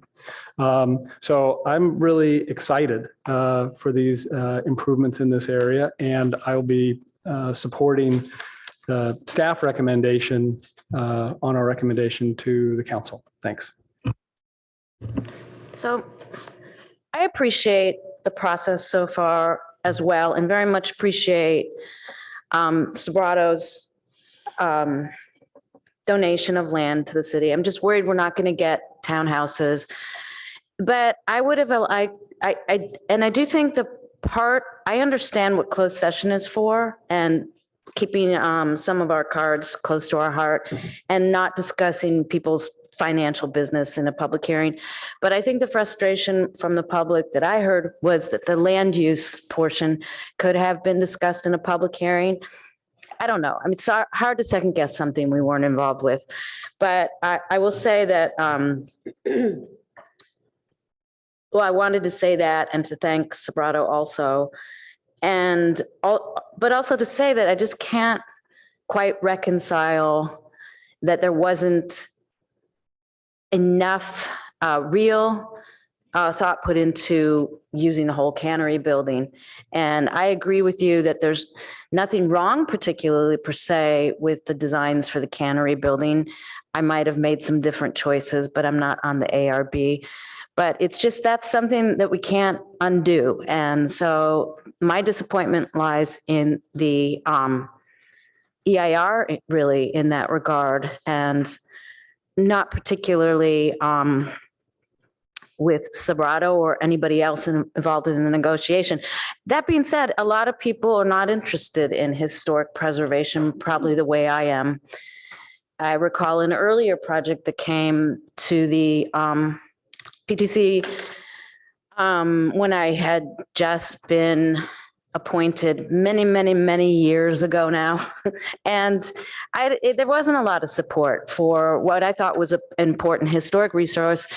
But it's not just a historic resource, it's a huge cultural resource for a minority group of our community. So I still have a problem with that, and I still want, and I think a lot of good things have come out of the discussion since the council sort of penciled a draft development agreement, and I'm hoping they can still make some improvements when it goes back to them. So that's, and regardless of which way our recommendation majority goes. So that's my hopes. And unless someone wants to speak, I would be looking for a motion.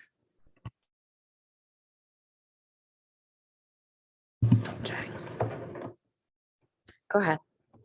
So I guess I want to make my final comments about this, which is regardless of my personal thoughts about the historic preservation of the building, I spoke to this a little bit at the last meeting, but I do think that we fell down a little bit on our EIR. I think that the EIR could be bolstered. I'm not sure that it would have made a difference ultimately. There has to have been, given the large size of the parcel, a different alternative that could have been examined, a different feasible alternative that we're required to look at under CEQA, that could have been examined, that was more of an apples to apples comparison with the 91 or 74 townhome units that didn't cause irreparable damage to the historical resource. And so I think that there really wasn't, other than the do nothing alternative. And I understand that we're not required to look at an exhaustive list of alternatives. There really wasn't an alternative that looked at an adaptive reuse of the cannery that was either a housing adaptive reuse that was an apples to apples adaptive reuse, or a retail or office or parking adaptive reuse that left the entire cannery up. And again, maybe those alternatives would have been eliminated for other reasons, like they might not have met other project objectives, but I feel like we're not dotting our I's and crossing our T's. And so I'm not saying that the project, again, this is as a whole is a problem, but I do think that in order to, especially because of the volume of public comments that we received in prior meetings, as well as at the last meeting about the historic resource, that we didn't do what we should have done. We probably should have looked at least one more alternative that took that really seriously. And that hopefully we can bolster the EIR just a little bit. Might come to the same conclusion, but at least that we look at that we can point to a serious alternative. So that's with respect to the EIR. And then with the land use, I do hope that we can come to either a CN or mixed use land use designation for the three parcels. Commissioner Heckman? I'm ready to make a motion unless there are further comments. I don't, I see Commissioner Aiken's light. This is just a question which may be relevant to the structure of the motion. I think the question of whether we go to CN or mixed use for land use might be a separate issue from whether we follow staff's recommendation for the other issues at hand. So are we perhaps looking at two motions here, one to affirm the staff's recommendation and one to recommend to council that the use of CN or mixed use be considered? I don't know what you had in mind, so I'm asking you. I wasn't going to do that, but I'm open to doing that, basically breaking out what I think is attachment D, the fourth. So I'm on new packet page 8, page 1 of the staff report, where it gives us the 4 bullets for recommendation. So I think what we're talking about is separating out the 3rd bullet, which is the zoning piece. Am I following you? Yeah, I think there may be other references to CS in the other documents, but that's the core of it. Well, so then let me ask Mr. Yang if we wanted to break out the issue of the base zoning. Land use. Well, no, CN, well, land use, I guess let's stop and clarify terms. To me, land use is what you're actually doing with the land, right? Zoning is the thing we talk about as CN or CS. That's a land use, that's a zoning designation. The confusion comes from the fact that CN and CS are both land uses and they are zones. So it's always, that's why we always mess it up when we talk about it. But I do see that our city attorney is here, so maybe. Yes. Can you clarify, Mr. Yang? Yeah, I just want to clarify. I think when most of the commissioners are using the phrase land use, they're talking about comprehensive plan land use designations. Okay. And that's the situation where we have both CN and CS are comprehensive plan land use designations and zoning districts. Okay. And The zone on these would be PC and then, well, and multifamily residential. so Mr. Yang, is there a base zoning under the PC zoning? No, there's Okay. not. What we're talking about, here, should it be CN or CS or mixed use? The commissioners have generally been talking about what land use designation in our comprehensive plan should we have for this site. Okay. Okay. So, and does that issue run through all 4 of these bullets? I think it could be easily separated out as a separate motion. Okay. So perhaps what we should do is take that first, do you think, Commissioner Aiken? See where that plays out, because then I think there's no mystery about everything else. Unless there's an objection, that seems like a good approach to me. All right, and then, Vice Chair Chang? Yeah, I like that plan, and I can make a motion about the land use then.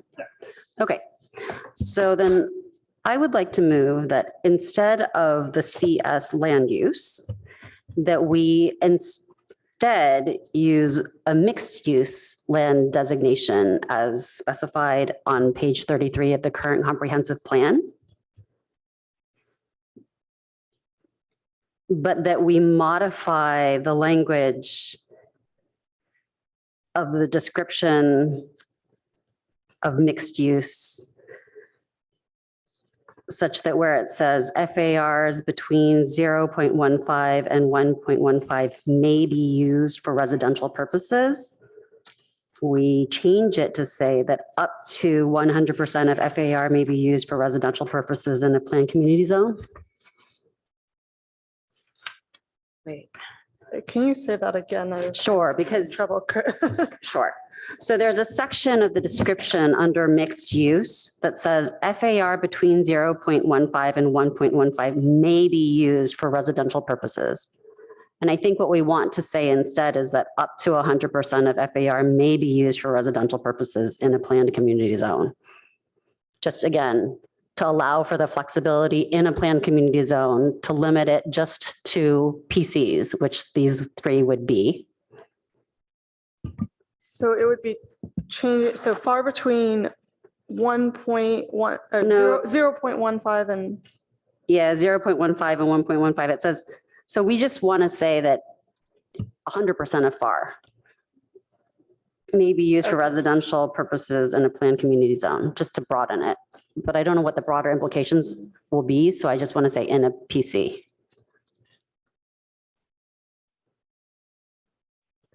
So you want to consider that zone, you don't want to consider CN? Yes, I want to say mixed use because I think that that's closest to what we want. Okay. And can I just put a pin in that for a second? Because Ms. Rabel, you were also looking to see if there was one of the parcels for which the 1.15 was a problem, the 1.1. Yeah, so it's actually not a problem. You Okay, were I didn't think so. correct in Okay, that. great. So we Yeah. can leave it as is then. That's just the one. I'm sorry, I was looking specifically at the office zones at the time, so let me just triple check that for the actual. And I realized, I'm sorry, that the answer to that question is actually in the packet on the zoning tables. So I'm just going back to that. Hold on. The townhome development exceeds that. That was the issue. It was the townhome development exceeds that. It's a 1.49. Right, but that's not a problem because FAR above 1.15 can be used for residential purposes. If you make that change, right? Oh, wait. Well, it Wait, says that although development located along transit corridors or near multimodal centers will range up to 2.0 FAR. With up to 3.0 FAR possible where higher FAR would be an incentive to meet community goals. Okay. So I think it's yeah. okay. Yeah. So it actually fits really.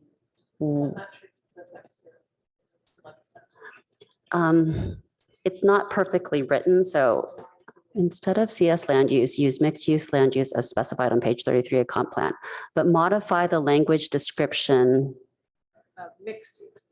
of mixed use such that, and I would put quotes before FAR. Yeah, open quote. FAR up to 0.15 and 1.15 may be used for, not of, residential purpose.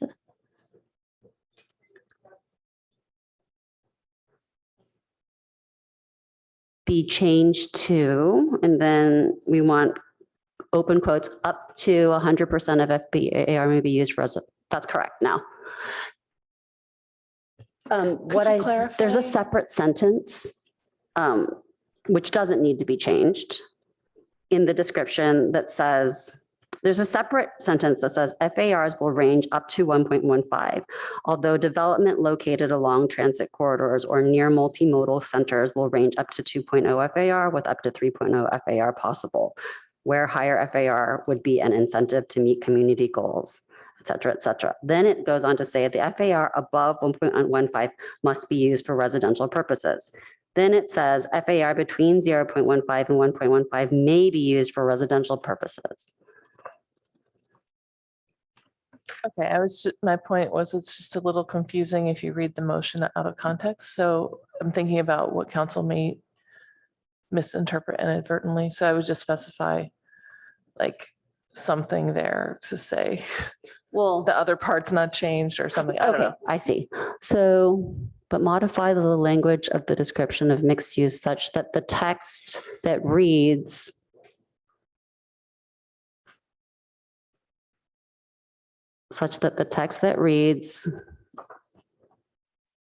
be changed to, and all other texts remain the same. Yes. Thank you for your suggestions, Commissioner. I actually think there may be one other sentence that would need to be struck because right now it says, as of the adoption of this comp plan, the mixed use designation is currently only applied to the south of Forest Avenue area. And we probably need to strike that sentence if this motion is passed. So I would also say that we need to strike that sentence.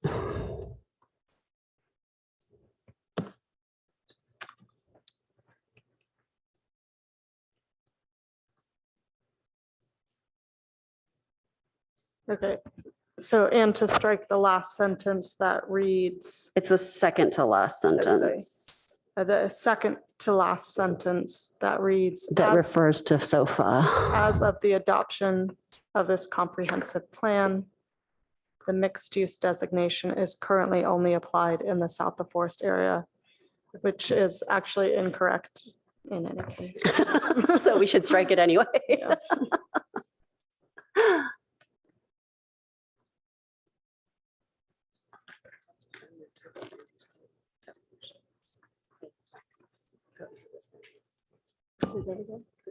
She's amending the text of the land use. We're doing a comprehensive plan amendment to amend the text of Yeah. that section of the land use plan. Yeah. Element that Yeah. defines what this is. I mean, we were already proposing a comp plan land use Right. text amendment. Anyway. Yeah.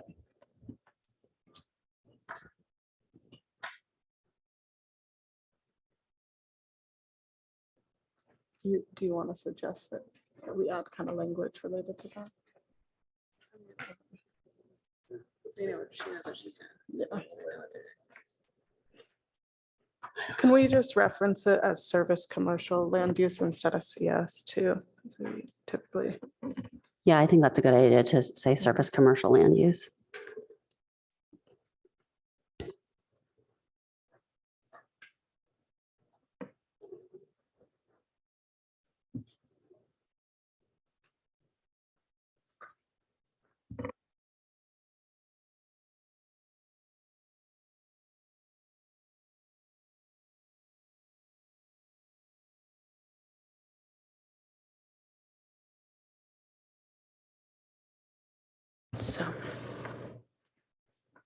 So I do have one concern.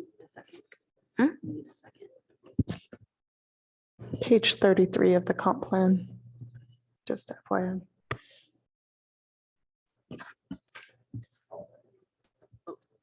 I'll second.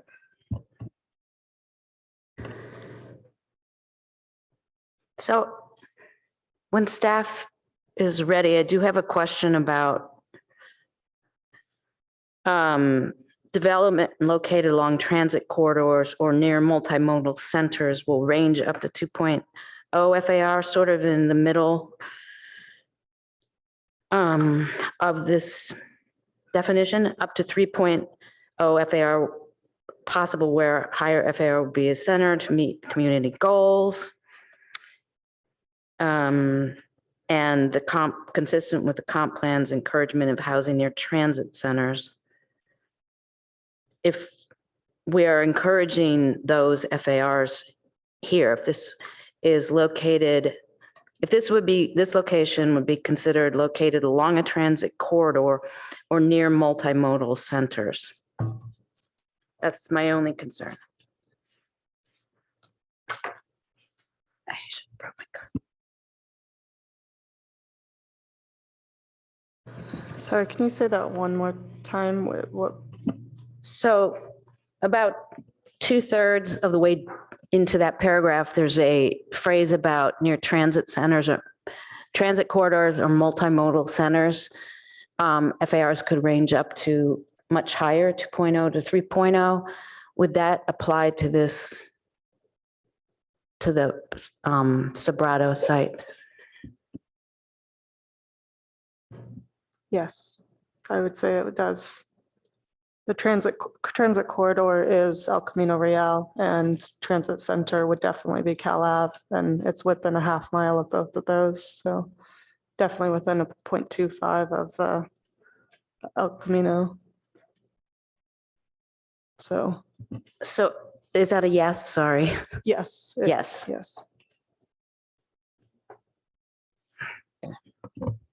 I guess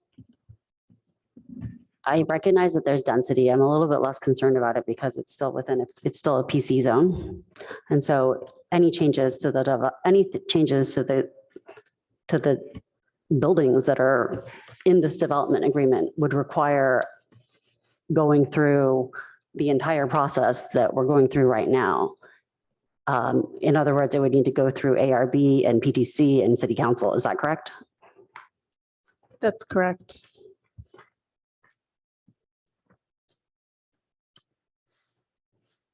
Okay. Any other comments before we call the vote?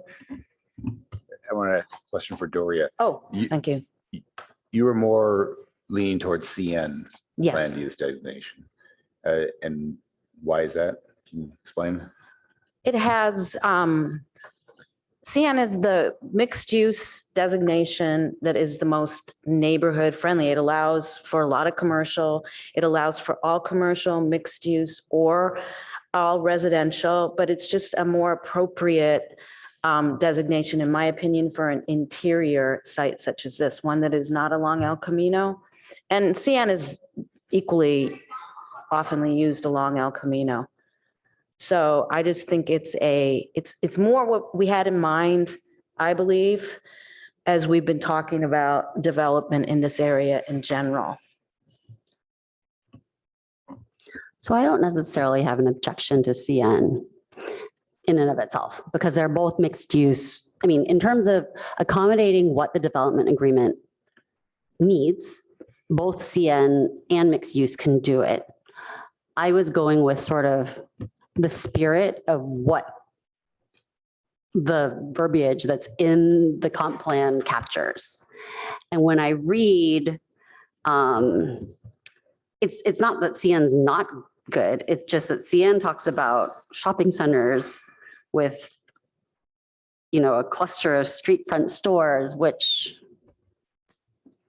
while would be lovely, is also not. It's a prevailing zone along El Camino from where El Camino, Which I understand, but it's also not multifamily housing, which is what I think what we wanted. it is there. multifamily housing. It can be developed residentially. No, I understand that it allows for it. I'm just saying that that's not what the description is in the comp plan. I can go either way though. So Well, if- why don't we put some, are you interested in putting flexibility into it and saying CN or mixed I could go with use? CN or mixed use. Because that yes. gives that gives some flexibility in the future. Is that a friendly amendment? Yes.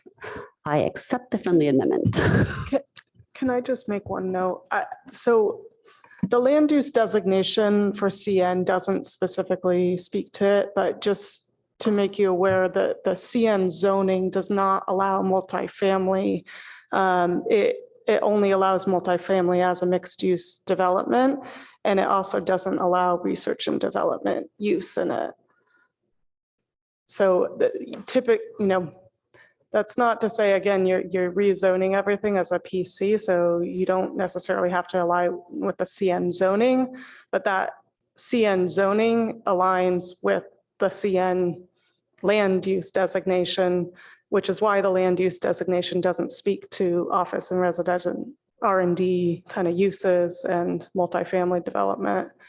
Really. So what I understand is, though we have made a distinction in our code for a very long time between R&D and office, we don't enforce it in any way. And that's been as long as I've been on the planning commission. We don't make that distinction in a practical sense. And so that isn't prohibitive to me. In fact, I can think of many examples of CN zone places or R&D zone places that just have general office. And that's probably something that needs to be updated in the code, but that isn't a problem for me, but I think leaving it as a choice as an either or is better. That's just what I think, and I'm fine leaving it as a choice and leaving that up to the city council. then I think, So I would see Ms. accept the. Commissioner Heckman's light, but I think that's been on since the other motion process, or do you want to speak to this? Well, no, I'd like to have the discussion clarifying what the motion is finished first. So it seems like there was a friendly amendment. I'm not sure if that was seconded, and it's certainly not reflected in what's written in front of us. So let's focus on getting something on Yeah, paper so first. is the friendly amendment accepted by the seconder? Yes. And let's wait for that to get up there. In the meantime, I'd like to ask the staff if we need to keep the entire staff here, because we're getting to a motion period and maybe some of them could go home, and it would be nice, it would be important, I think, for Albert to stay. Does that sound like an appropriate time for some members of staff to go? Sure, we do have, we have a transportation staff, we have our CEQA consultant, our historic consultant. So if you guys don't have any further questions for them. And it's totally, Okay. it's totally fine. What I'm if you hearing do. is that we would need city attorney and the CEQA and historic consultant to stay just a little bit longer. Thanks. Thank you. What was the amendment? No, go ahead. The amendment was to say instead of service commercial, used neighborhood commercial or mixed use land use. But then what happens to the rest of the paragraph? Because that's tailored towards mixed use. So I might suggest, rather than trying to kind of wordsmith the amendments, we could just have direction for, staff to modify, the language as appropriate. Because I think we probably want to take some time to think through the implications for other properties. Okay. Okay. Thank you for that. That's good advice. Okay. Does everybody understand the motion? Commissioner Heckman, go ahead. Yeah, so with staff to modify language as appropriate, I think what we're then talking about doing is getting rid of a lot of the particular language you had, the maker of the motion had suggested specifically regarding mixed use, because it could now be either one. And so if it were mixed use, then certain changes would need to be made. If it's neighborhood commercial, different changes to a different part of the comp plan would need to be made. And so I think Mr. Yang's suggestion is rather than continue to try to wordsmith that, let's leave it to staff. And so I think we should do that for both neighborhood commercial or mixed use, because frankly, we're doing this on the, this discussion is happening on the fly. And while staff had, studied service commercial land use designation sufficient to where they were comfortable recommending it, and to figure out what needed to be changed in the comp plan to make it to make this project described in the development agreement entirely consistent.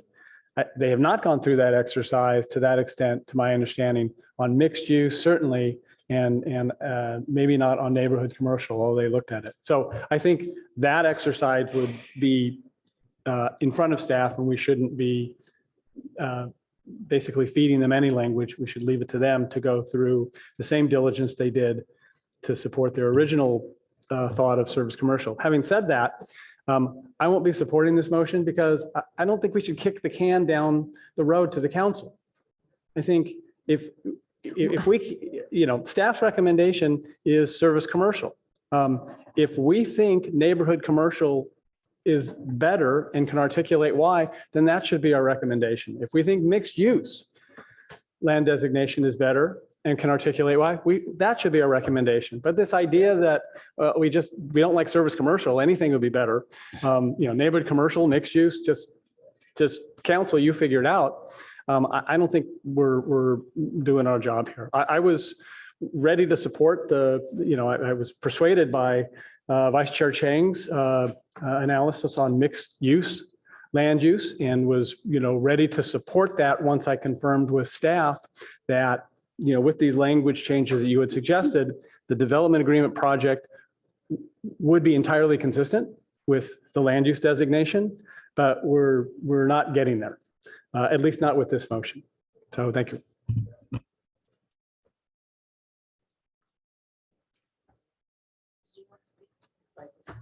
Oh. To me, I kind of agree with Bart, because I don't see the big difference between the two. I mean, this is kind of the principle thing. And so I think I'd lean towards just having mixed use. I think that's the cleaner of the two. if that's what it takes to get the votes, then I'm happy to do that because I think that for me, the mixed use description works better. And really, this is about the point of doing this is to make sure that we can accommodate the need for this development agreement while for the long term aiming directionally towards something that is kind of in the spirit. We don't have a concrete NBCAP that's approved, but in the spirit of what we have heard NBCAP wants. So would you like to change your mind about the amendment? It sounds like we would, right? So Yeah, I'm gonna, I think Bart we're gonna needs to do reverse that amendment then. Okay. Because it'd be different if there's some fundamental trade-off, but they really both get you the same result. Right, specifically because there's a PC zone on top of this, so we should be okay. Yes. Simplicity is better. Okay. Okay. So we're, Ms. Zhao, we're undoing the friendly amendment.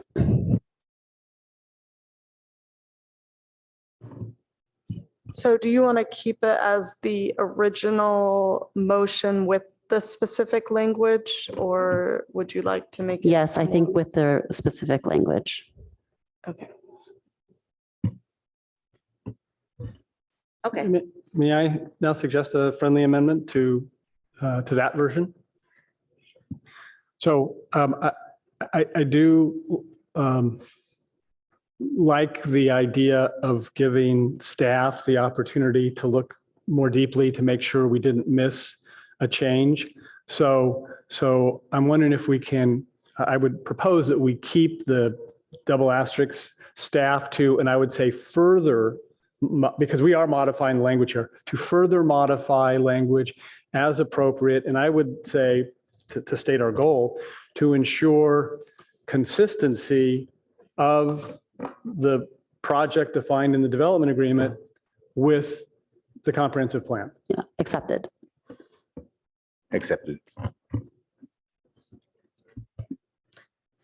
So was that an amendment to the end to say, like, to keep this specific language and then to say and for staff? Or was it Correct. instead? Okay. It was adding the word further to the double asterisk. To ensure consistency with the, Of the project described in the development agreement with the comprehensive plan.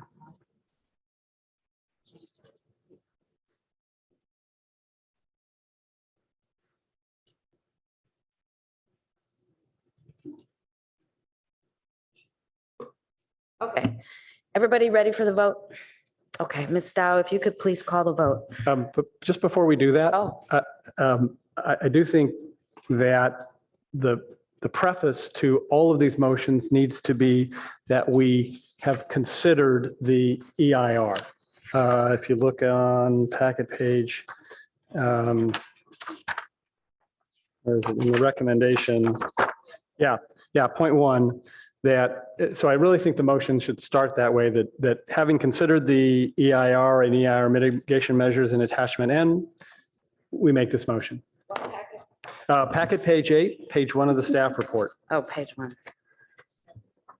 well, that's my other grumpy motion. So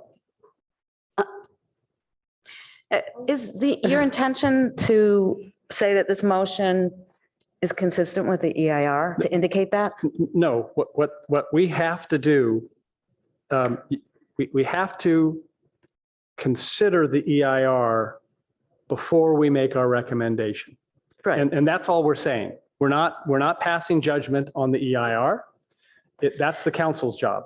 But we have to, the staff recommendation is that we consider the EIR and then make recommendations to council. So all I'm suggesting is that the preface of this motion be, having considered the EIR and the Oh, that's mitigation fine. measures, That's Sure, fine. that's here's what fine. we recommend. Great. I think we are now ready to call the vote, Ms. Dow. Okay. Commissioner Aiken, Yes. Commissioner Vice Chair Chang, Yes. Commissioner Heckman, Yes. Commissioner Rekdal, Yes. Chair Suma, Yes. Commissioner Templeton, Yes. Motion carries 6-0. Okay. I'm ready for the next motion Yes. to wrap it up. All right, let me try this. Yeah, having considered the environmental impact report and EIR mitigation measures in attachment M, I move, having considered the environmental impact report and EIR mitigation measures in attachment N, that the PTC recommend that the council approve the development agreement in attachment B, the resolution amending the comprehensive plan and comprehensive plan land use map in attachment C, the ordinance amending the zoning district from RM30, general manufacturing, commercial services, and single-family residential to planned community zoning district in attachment D, and the record of land use action in attachment E, including findings for architectural review and for a vesting tentative map with exceptions and conditions of approval of the proposed project, all of which modified to the extent applicable by the motion just approved.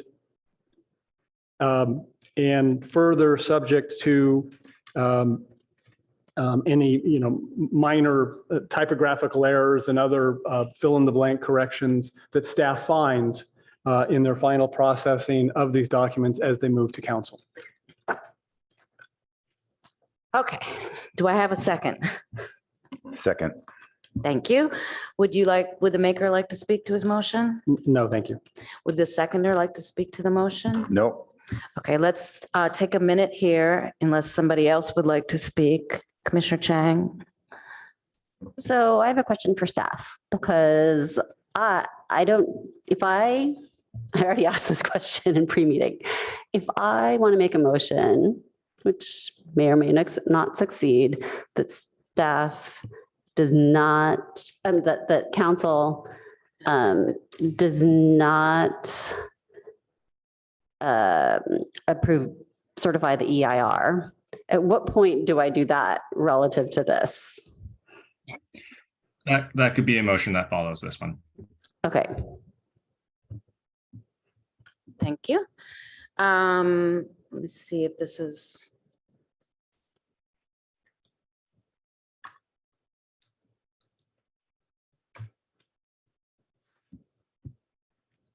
Are the maker and seconder happy with Yep. these?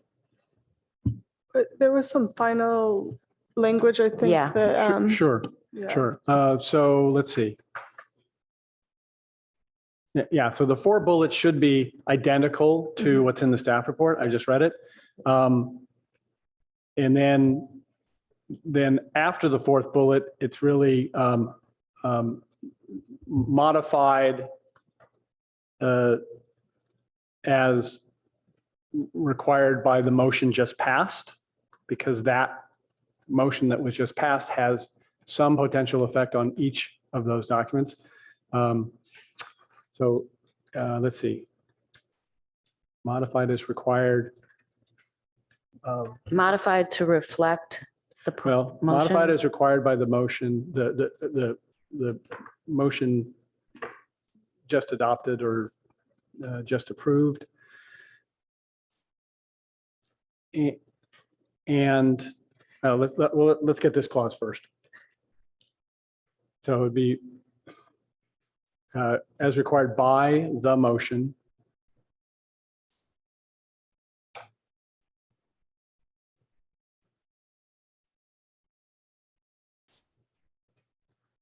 And I get rid of the word, which should be modified rather than and modify.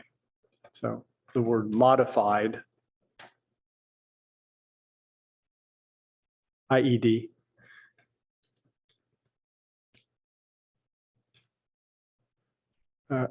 Comma after past. And to allow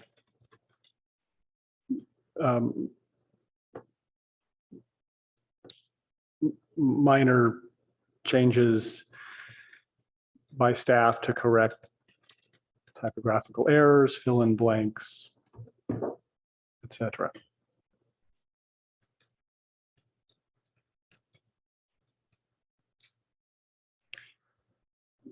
Mr. Yang, is that a sufficient addendum to clearly state our intention? Yes, I think that's fine. Okay. Maker and the seconder are happy? Okay, then if there are no other comments, oh, Commissioner Chang? So I have a comment here, and this is one where, again, I don't know quite how to weigh in on it. So as I understand, this development agreement was something that was struck because where, you know, it was an effort by council to get some public benefit for the city, along with preserving a historic resource. Since the time of the negotiation, we discovered that the historic resource cannot be preserved to the extent that we thought that the negotiators thought possible. So I'm wondering, and I don't know what the council would think of that because it hasn't been back to council since then. There's an option here, alternative actions, which is to approve the project with modified findings or conditions. And we saw that the ARB had some modified findings. And I'm just wondering if, I mean, maybe we do it as a separate motion. But we've heard, I mean, I've heard a number of my colleagues kind of also wonder, gosh, is there some way that we could get some more housing?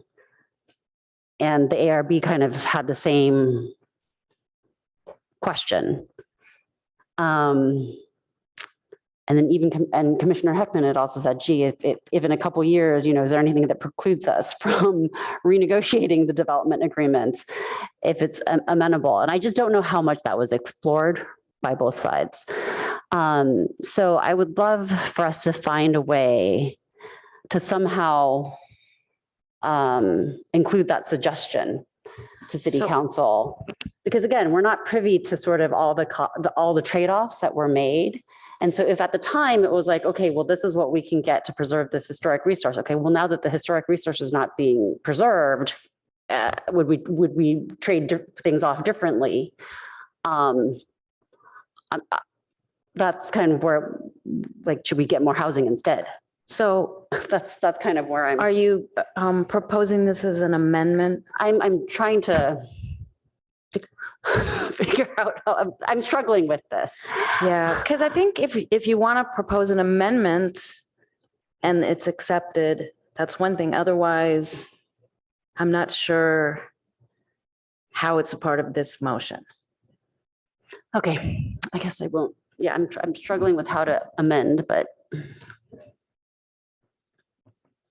I think it's out of scope as well. And I feel like we're treading on dangerous territory because there is a less preferable option that has more housing. So we got to really understand the trade-offs at a larger level. So that's what I'm worried about. And I guess I would add, I don't think your concept, whether I support it or not, can be a follow-up motion here. I think because if we adopt the motion that I have made and has been seconded, then basically from the commission, that particular question is answered, right? And so Yes. if you want that motion, then, you know, you'd vote no on this Yes. one and, you know, try another one. That's right. And that's why I ask the question if Commissioner Chang wanted to make an amendment to this motion, because I don't see any other way to incorporate. Because you can't vote yes for this and then have another motion that denies what you just voted on. Correct. So I appreciate your concern, but what I think we should do if there's no further conversations is call the vote. Okay. Okay. Ms. Dow, if you could please call the vote. Commissioner Templeton, Yes. Chair Suma, No. Commissioner Rectal, Yes. Commissioner Heckman, Yes. Vice Chair Chang, Yes. Commissioner Aiken, Yes. motion carries 5-1. Okay, and I will ask myself if I would like to speak to my no vote. And I would, but very briefly, it's really, I had a feeling this would pass, and it's a no vote because I just have not resolved in my mind some of the issues that we've discussed earlier this evening, which I don't think I need to mention. And in fact, Commissioner Chang just sort of mentioned them. But, my uncertainty about how we got to this point, I very much appreciate all the work of all the people involved, and I trust the council to take our concerns and see if there's any leeway in this agreement. So with that, this item concludes. No. Yeah. Yeah. Oh, excuse me. We do have another motion, but thank you very much to everyone who got us to this point. So this is like beating a dead horse at this point. But no, I do feel strongly about this because I think we have a duty to make sure that we do as we should do with respect to CEQA. And I don't think that we did. So I would like to make a motion that the PTC recommend that the city council does not certify the EIR because it does not provide alternatives that satisfy the requirement of CEQA to avoid or substantially lessen a significant effect of the project, which is namely the unavoidable impact on the historic building. Do I have a second?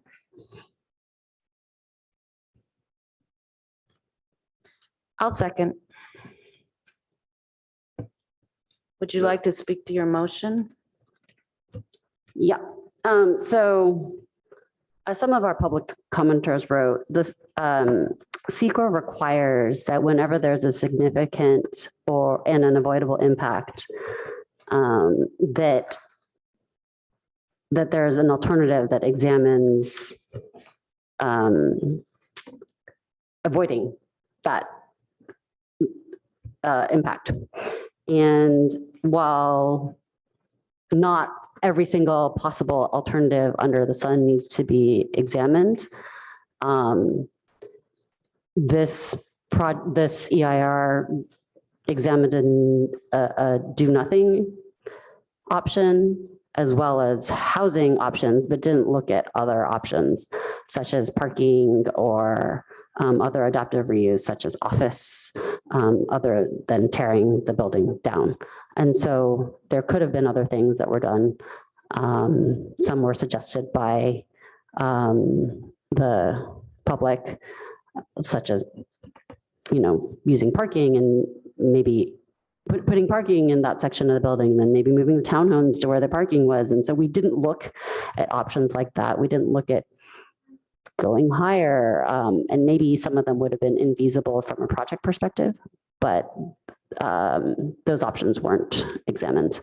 And so to dot our i's and cross our t's, I think that should have been done. Yeah, and as a seconder, I'll briefly say, yes, that I agree with those comments that and it was also a problem for me that the housing option was explored as, I think it's 231, and 74 was being proposed in the townhouses. So it wasn't the feasibility of using part of the cannery for housing was encumbered by a much, much higher number. So I do see another light. Commissioner Templeton? Did Commissioner Rectal want to go first, or No, were you on before me? Okay. Yeah, I just wanted to say that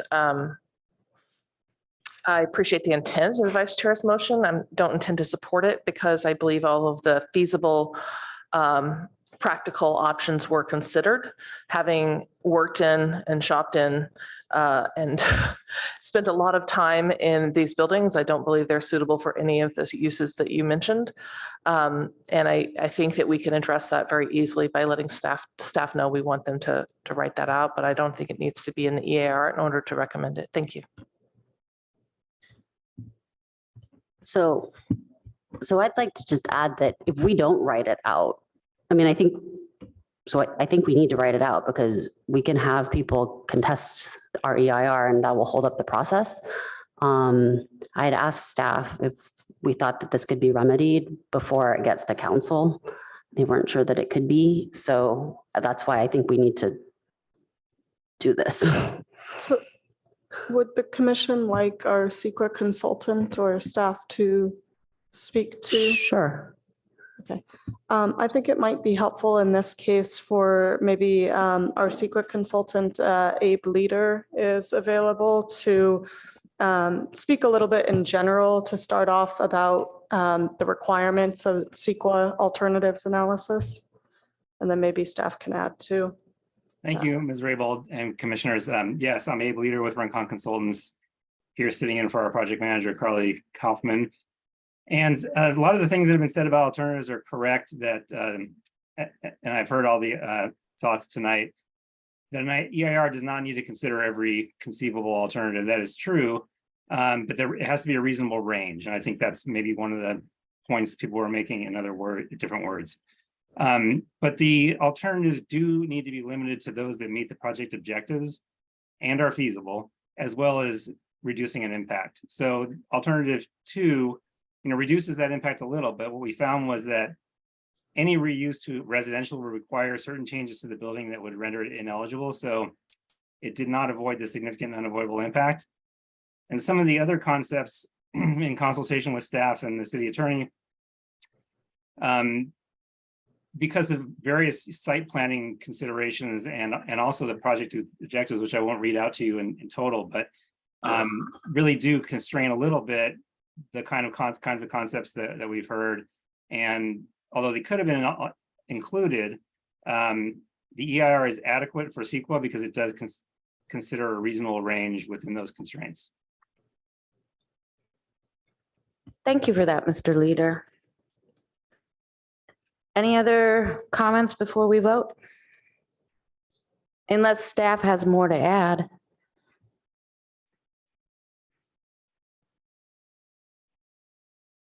I don't think I really have anything to add to that.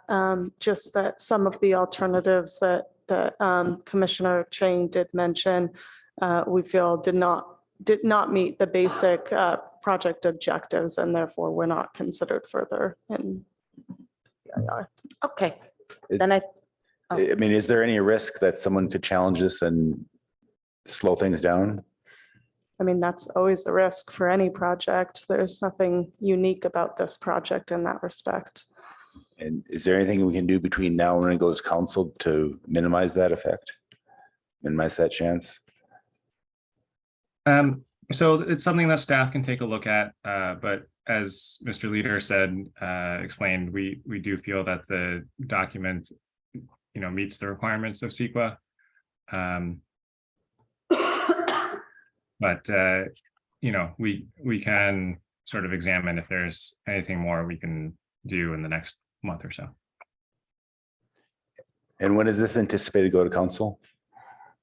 Currently August 21st. Okay. thank you, Mr. Yang.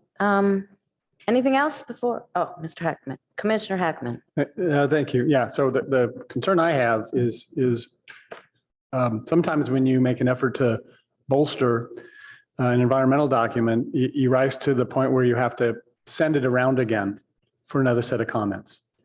And so I'm sure our staff knows where that line is, but that would be my concern, is that,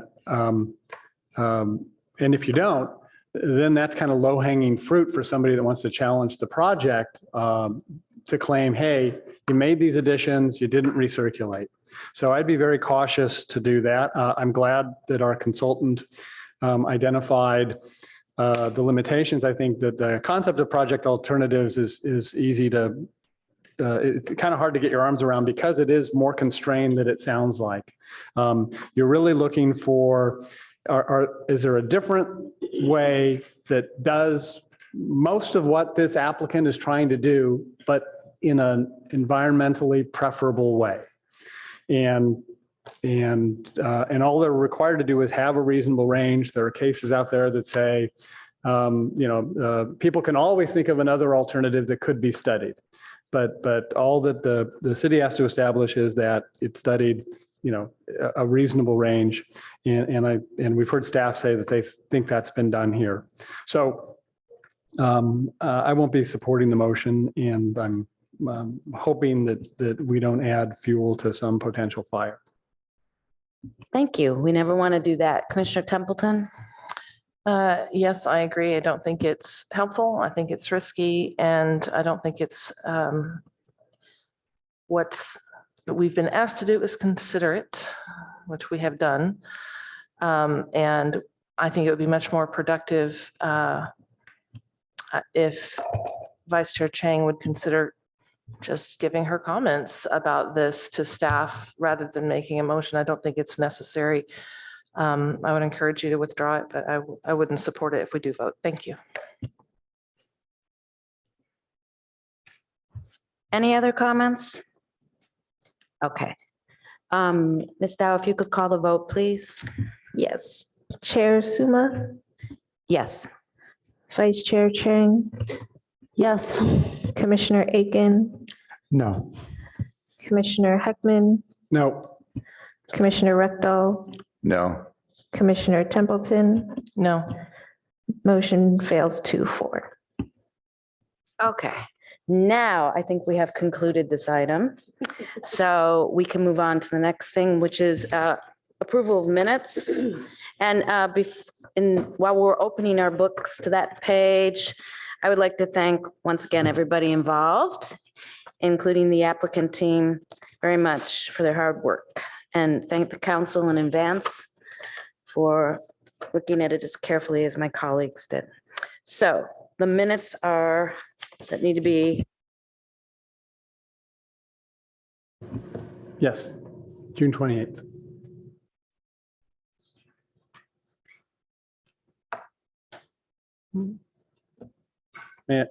Yeah. Oh,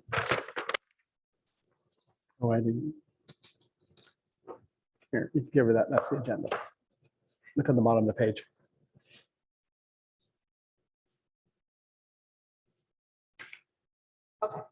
Can I make a motion? Approval of Planning and Transportation Commission draft verbatim and summary minutes of June 28th, 2023. Do I have a? I will move approval as revised by Ms. French, at least as to the verbatim version. I didn't see the summaries, and myself as to both. Do I have a second? Second. If there are no comments, if we could call the vote, please. Commissioner Aiken, Yes. Vice Chair Chang, Abstain. Commissioner Heckman, Yes. Commissioner Rectal, Abstain. Chair Suma, Yes. Commissioner Templeton. Yes. Motion carries 4-0-2. Thank you very much. I'd now like to move on to commissioner comments, et cetera. And I think this would be the time we would have a discussion about, some commissioners wanted to have a little break, a hiatus, and this would be the time to do that, I think. And I think that any of the staff that want to leave at this point can, of course. Do you have a proposal, Commissioner Templeton, for this? No, as I told you, I don't have any dates that I'll be missing, but I think others have mentioned it. Okay. Does anybody have a preference or a proposal about this item? Not an item. No. Let me just say, I don't, I've just taken my vacation, but I do think that, this discussion started maybe in May when we were really looking at in advance whether we want to take off what matches up with, I think, the first week of the school year. So, and I think the discussion, really, that's when it should happen, because, we're talking about people making plans and things like that. So if people want to take a meeting off between now and the end of the year, or, have it canceled, I'm okay with that. I don't need it. But I do think we should advance. I think we do ourselves a favor for planning if we advance plan a little bit better. I agree. I think that it's unfortunately, we've had a trickle of meetings where we're losing one or two commissioners at a time and we don't have the full group here for discussion. And that would be the benefit of planning in advance. I know we've all talked about it. We just weren't sure how the summer was going to go. But I think looking at having a hiatus is good for our collective discussion because we can maximize the number of people that are aligned on the same dates. In my case, I'm going to be gone the entire time between this meeting and the next meeting.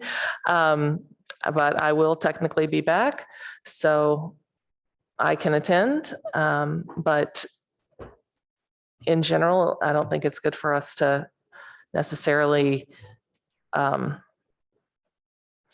Our schedule has been interesting lately where we're having shorter meetings, which is great, but we're having more meetings, which without break in between. So that's something to start thinking about for future planning is, are there times when we can have a planned time off like council does or like other organizations that usually don't meet in August?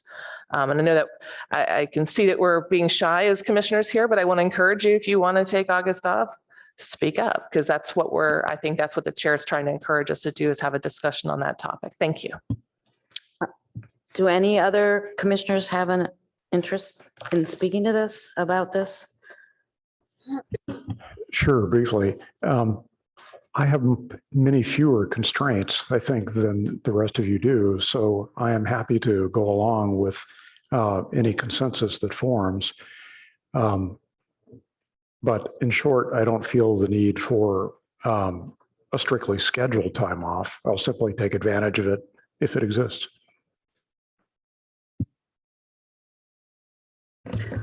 So I will be out of town on the August 30th, but I was planning to attend,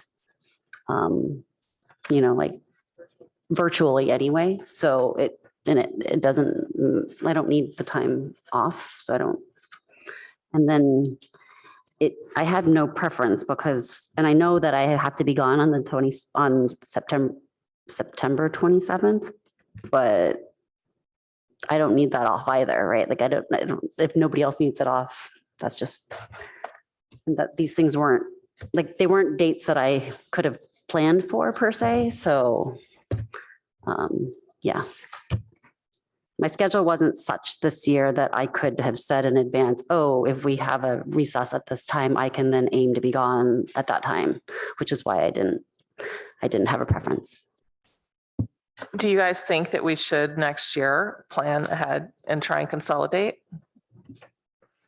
I'm open to anything about this. It's not a particular interest of mine, but I just, and I won't be chair next year, I don't think so, but whatever, I was open all along to whatever anybody wanted. I think we just didn't have no one took a strong position either way. That's correct. Yeah. Yeah, So. I think there's also been, we've had a lot of change. We had a lot of new folks start. We have them starting in April now, and like, it's awkward, right, to have had this discussion, but I think running this experiment this year where we didn't take time off, it's been a slog. Okay, so we'll table that for this year, it sounds like, and do I have any other comments or announcements or things of that nature? Yeah, and one thing I think we should consider is moving up the staff reports so we get 2 weekends. Because there's been some cases where I get it on Thursday and I can't look at till Saturday, and then we have family stuff over the weekend, and all of a sudden Monday night I'm cracking it open for the first time. And you need to look it over and ferment in the back of your brain. You do a better job when you don't just drink through the fire hose. So if we can get the staff reports earlier, that would be a good thing. Well, also at the last meeting at this very same time, commissioner comments, it was brought up that the BCC handbook calls for all boards, commissions, and committees to have their staff reports come out for the public and the commissions at a week before. So I think I think our staff is under a lot of pressure already. So I think we would have to hear from staff about the feasibility of that. Well, I mean, it doesn't change the workload. It doesn't change the workload. In the steady state, right? Yeah. So I agree. I don't think we always have enough time. I would suggest that it can change the workload because first of all, I do, I work in a lot of jurisdictions and 5 days is really, 5 to 6 days is really pretty standard. And I remember when we saw the handbook and it said 7 days, I remember we had a discussion about that. Well, we're not doing that. How, can you realistically do that? Well, we don't know, but we're going to try. But the farther you push it out, what you do is you put more time between the staff report and the hearing. And that means that when you have items of interest, you're going to get more correspondence after the staff report compared to when we get it now. And staff has to deal with that. And so we're going to have more of, what do we call them, the at-place memos, right? Because all this correspondence has come in because, the staff report was released 12 days ago. In my impression, again, not just with this staff, but with all staffs, is they are often, it's a lot of work. I usually have, when I want staff to consider something in a jurisdiction I'm working in, they usually want my work a week before their staff report is due at least. So they have time to synthesize it fold it in and not just attach it and mention it. So I think it puts a lot of pressure on staff. I mean, I feel for you because sometimes I have those weekends too, where it's like, where am I going to find the time? But I think that's just an issue. It comes with the turf. Yeah, and I was thinking about this, I also noted that in our procedures or bylaws, groups of 5 get 10 minutes. And here on the front of our agenda, it says 15. And I think 15 is a really long time. Yes. And if 10 is, and you know me, I'm a big fan of hearing from the public, but I think 15 is pretty long. So, and that's just a clerical error that gets incorporated. And so maybe staff should look into fixing that. And I don't want to have a long discussion about it this evening because we've all been here a while and I know that some of the commissioners aren't feeling particularly well. So if there's nothing else, I think we should adjourn. Okay, thank you, everyone. Meeting adjourned. Okay.